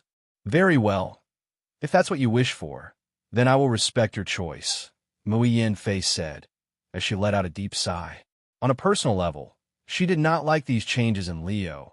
However, if it brought significant advantages to him, then Muiyin Fei was definitely not going to stop him from making rapid progress. Well, what's the other skill you picked up? Muiyin Fei asked. Her curiosity piqued as she inquired about the second passive ability Leo had acquired. However, Leo simply shook his head in quiet refusal. If you don't mind, I'd like to keep that private. I don't want to reveal all my cards to anyone, including you, he said, his tone firm but not unkind. However, the moment those words left his mouth, Fei's expression darkened. Her jaw tightened, and for a split second, she looked as though she was about to explode. The frustration burning in her eyes was unmistakable, but just as quickly as the emotion flared, she forced herself to hold it back, inhaling sharply through her nose. Look, she began, her voice laced with restrained irritation as she raised a single finger in the air. I need to know what skills you've awakened, because they may or may not be a security threat to you. Your bloodline is special, Leo. There are people, many people, who can identify your origins just by observing the skills you display. So you will tell me what ability you've awakened because I need to determine whether it's safe for you to use or if you should hide it from the universe like your life depends on it. Her tone had shifted, firm, authoritative, almost parental, like a mother scolding a reckless child. For a long moment, Leo stared at her, weighing his options. Could he trust her? Should he trust her? But in the end, faced with the sheer intensity of Muiyin Fei's motherly gaze, he exhaled softly and relented. My second passive skill is called Faster Regeneration.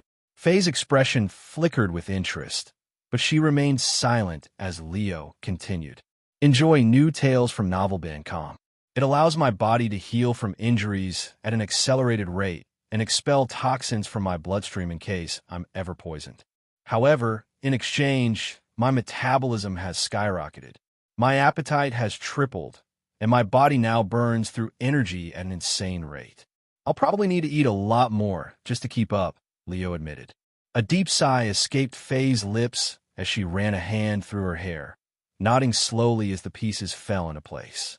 So that's why you're not disoriented after your first awakening. She muttered. Your faster regeneration must be helping you recover at an unnatural speed. She folded her arms, glancing at Leo with an unreadable expression before finally nodding in approval. Both of these are great skills.